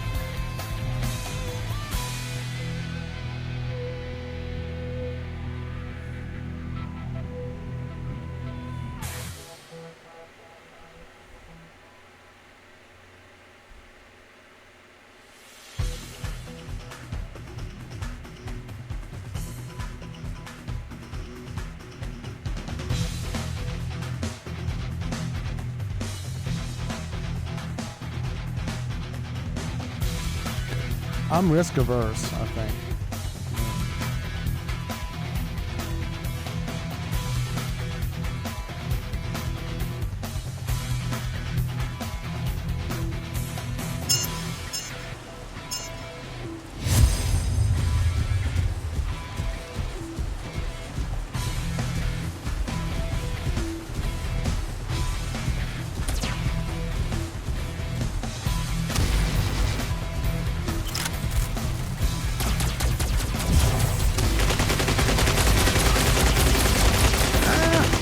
Stop!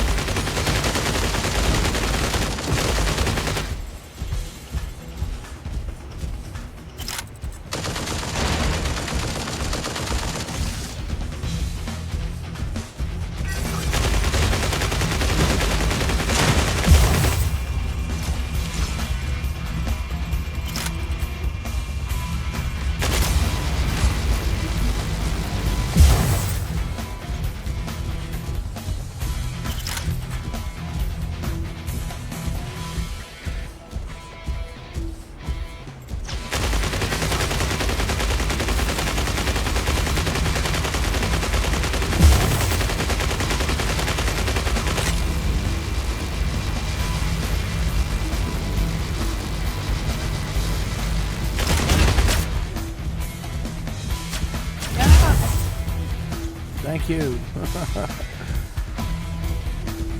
Can always count on you when the chips are down.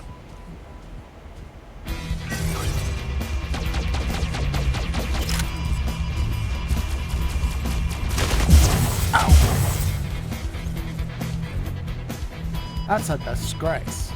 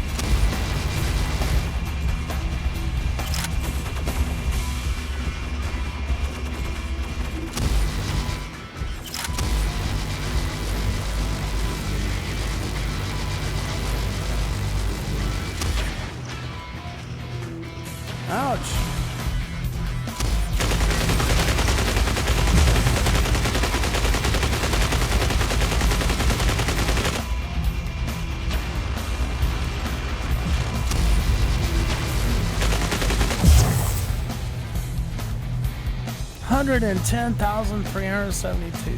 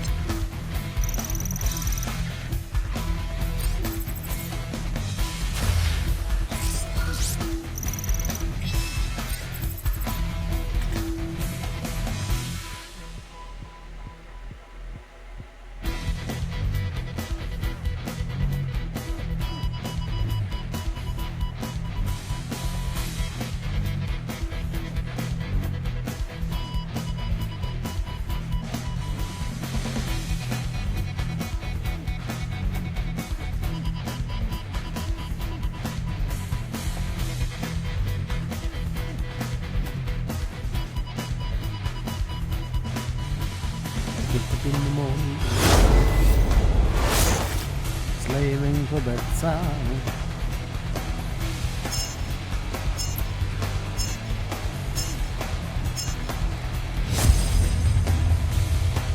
He's hanging in there.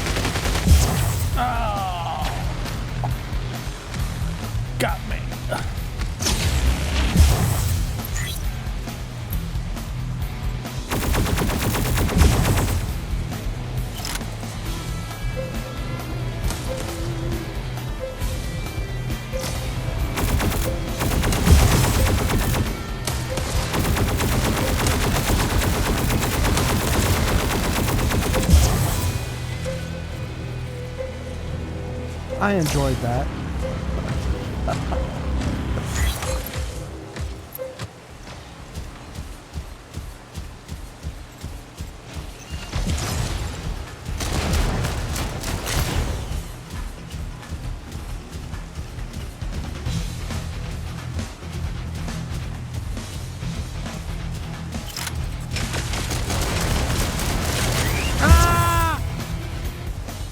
That was lousy.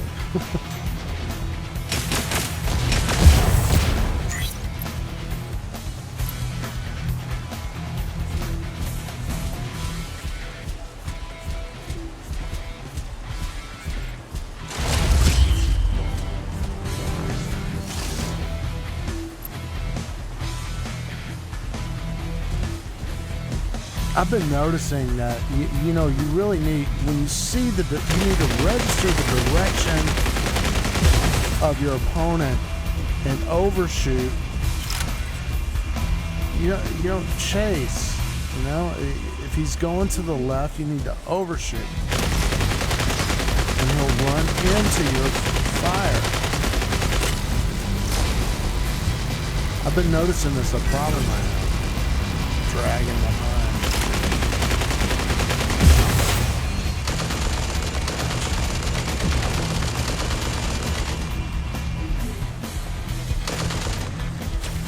Nope.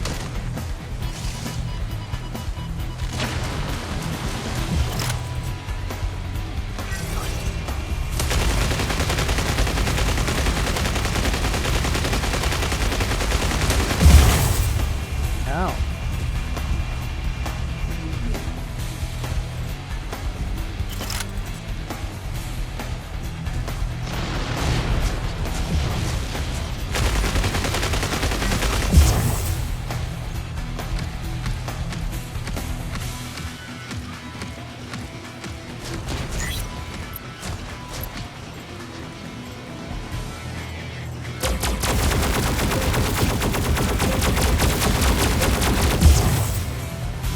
I just love that.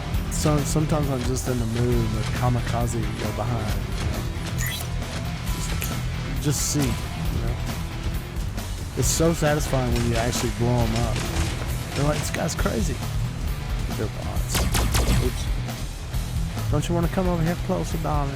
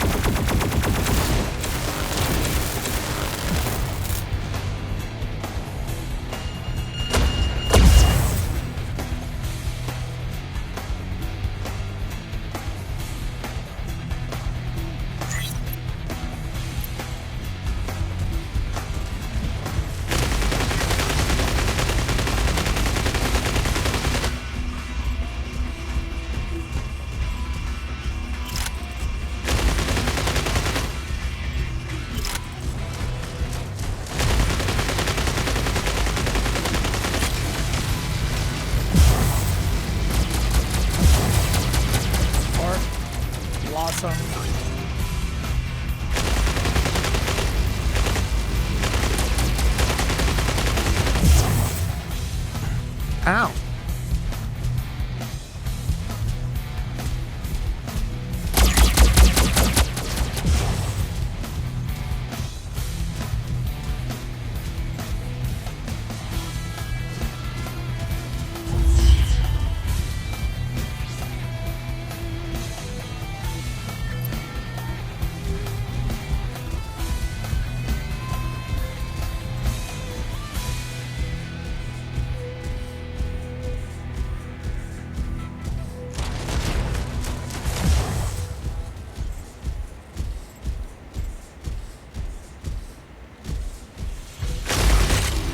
Ouch.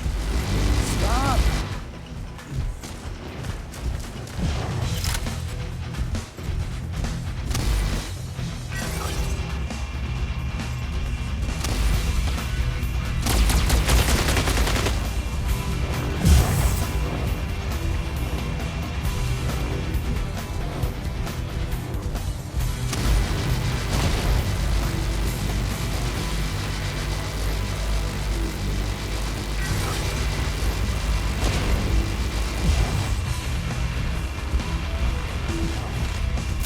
Dang you!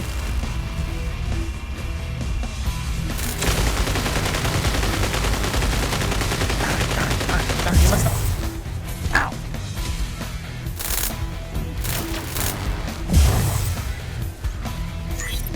No. Can I get us new badge?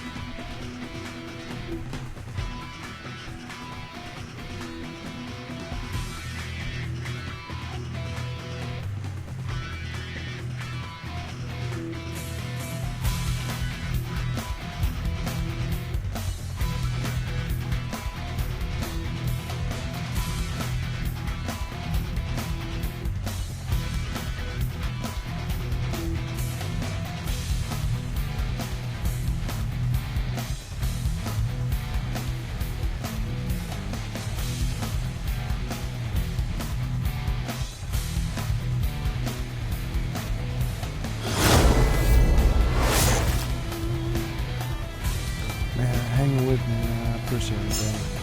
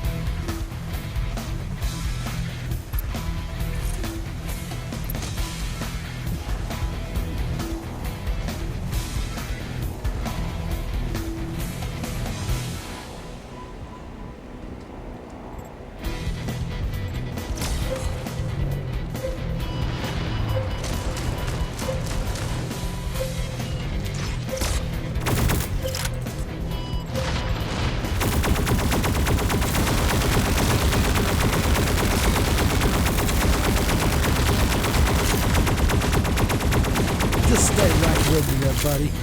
With your dang helix back self. Come on, stay right with me. COVID testing lines up here. Tilt your head back. Oh.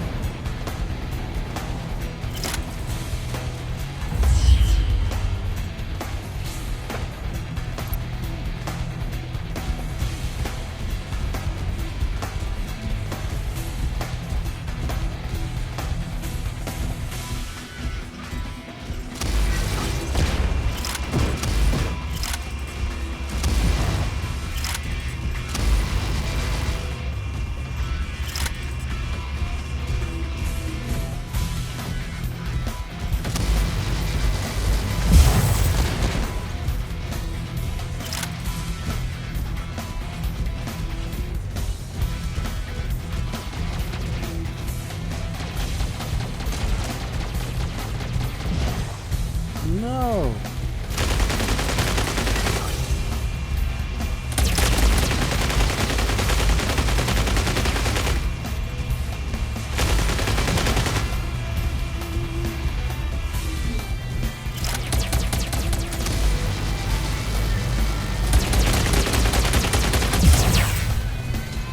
Ouch.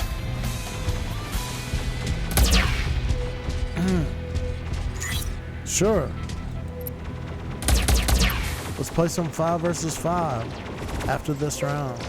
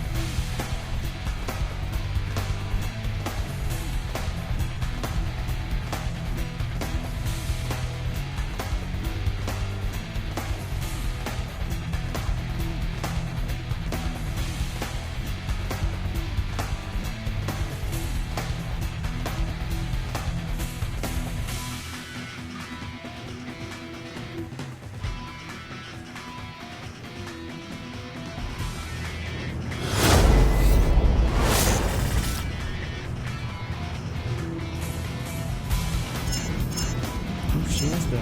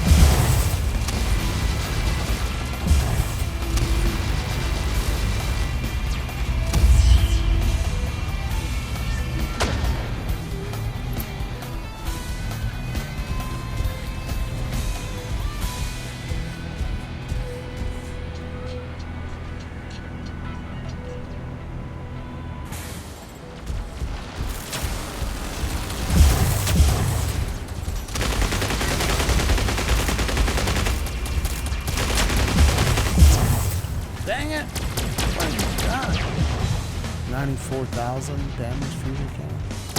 That would do it.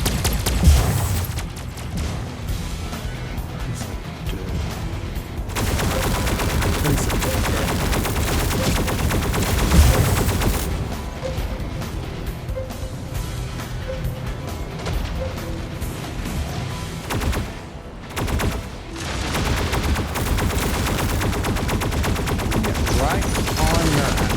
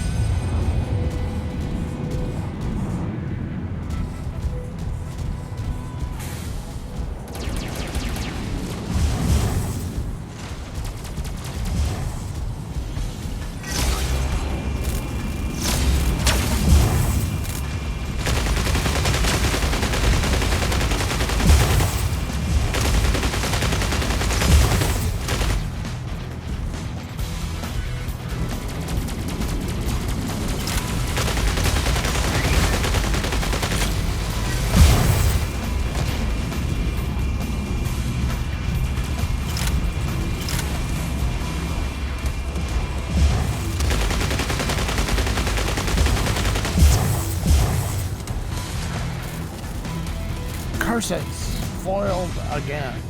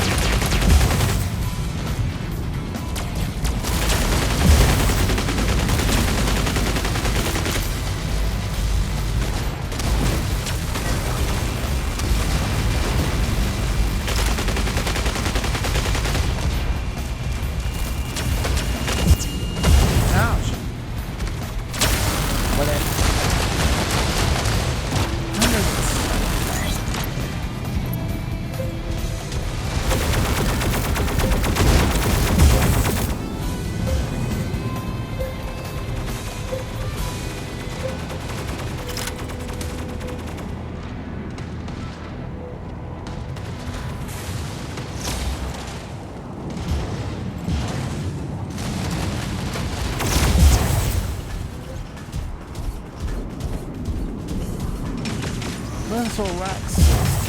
Jesus.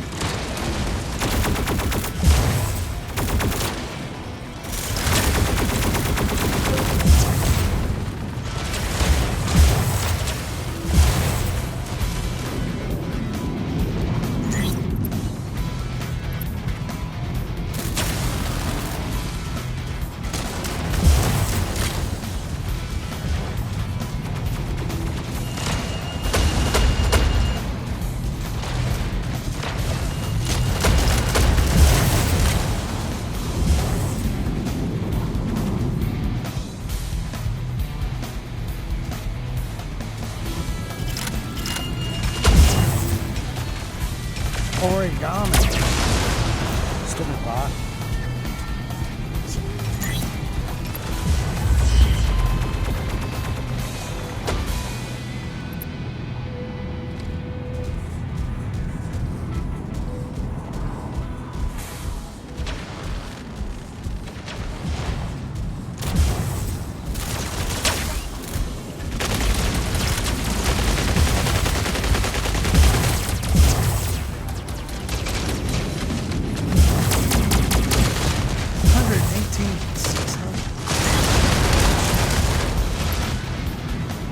Fierce.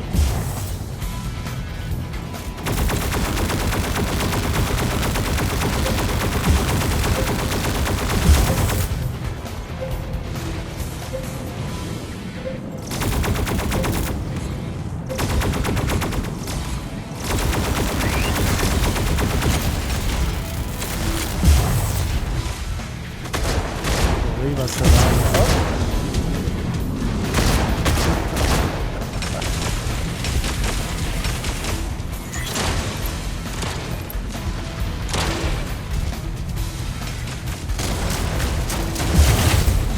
Dang you.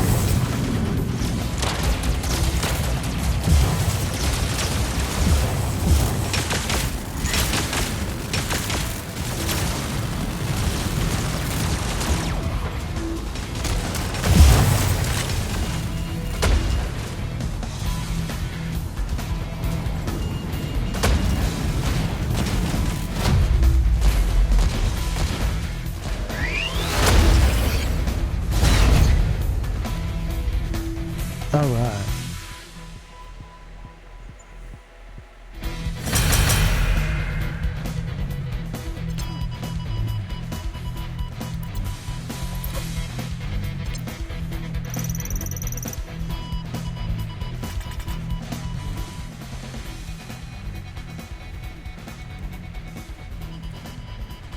That brings us to the end of the stream.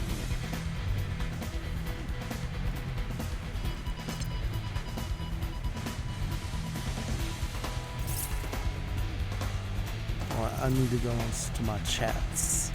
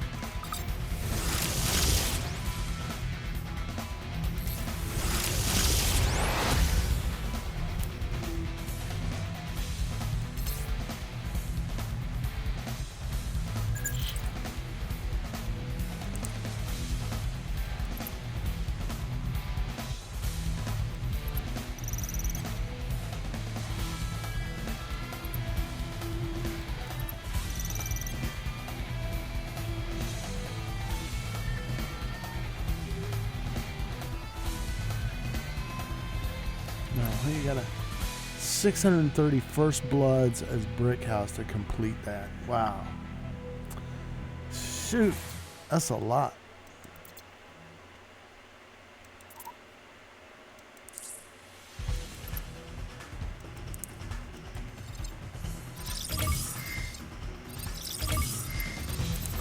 Actually,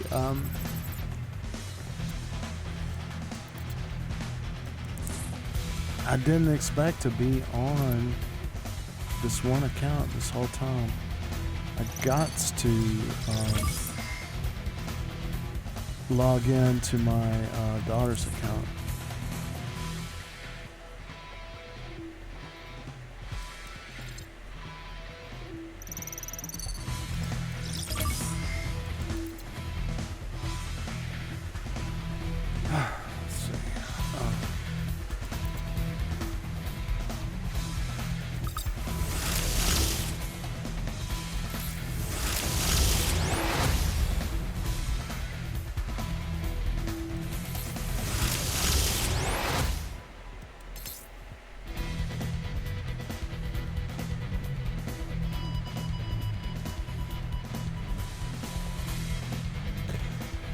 Okay, I will. Next time.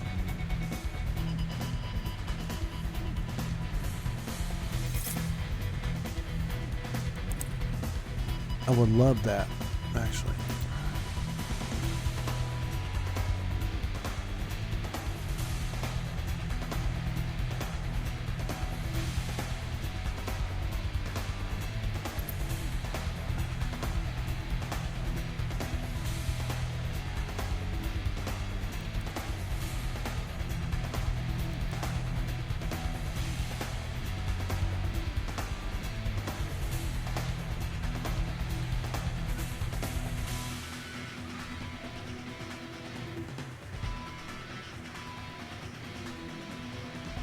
Oh man, that would be great. Awesome. Absolutely fantastic.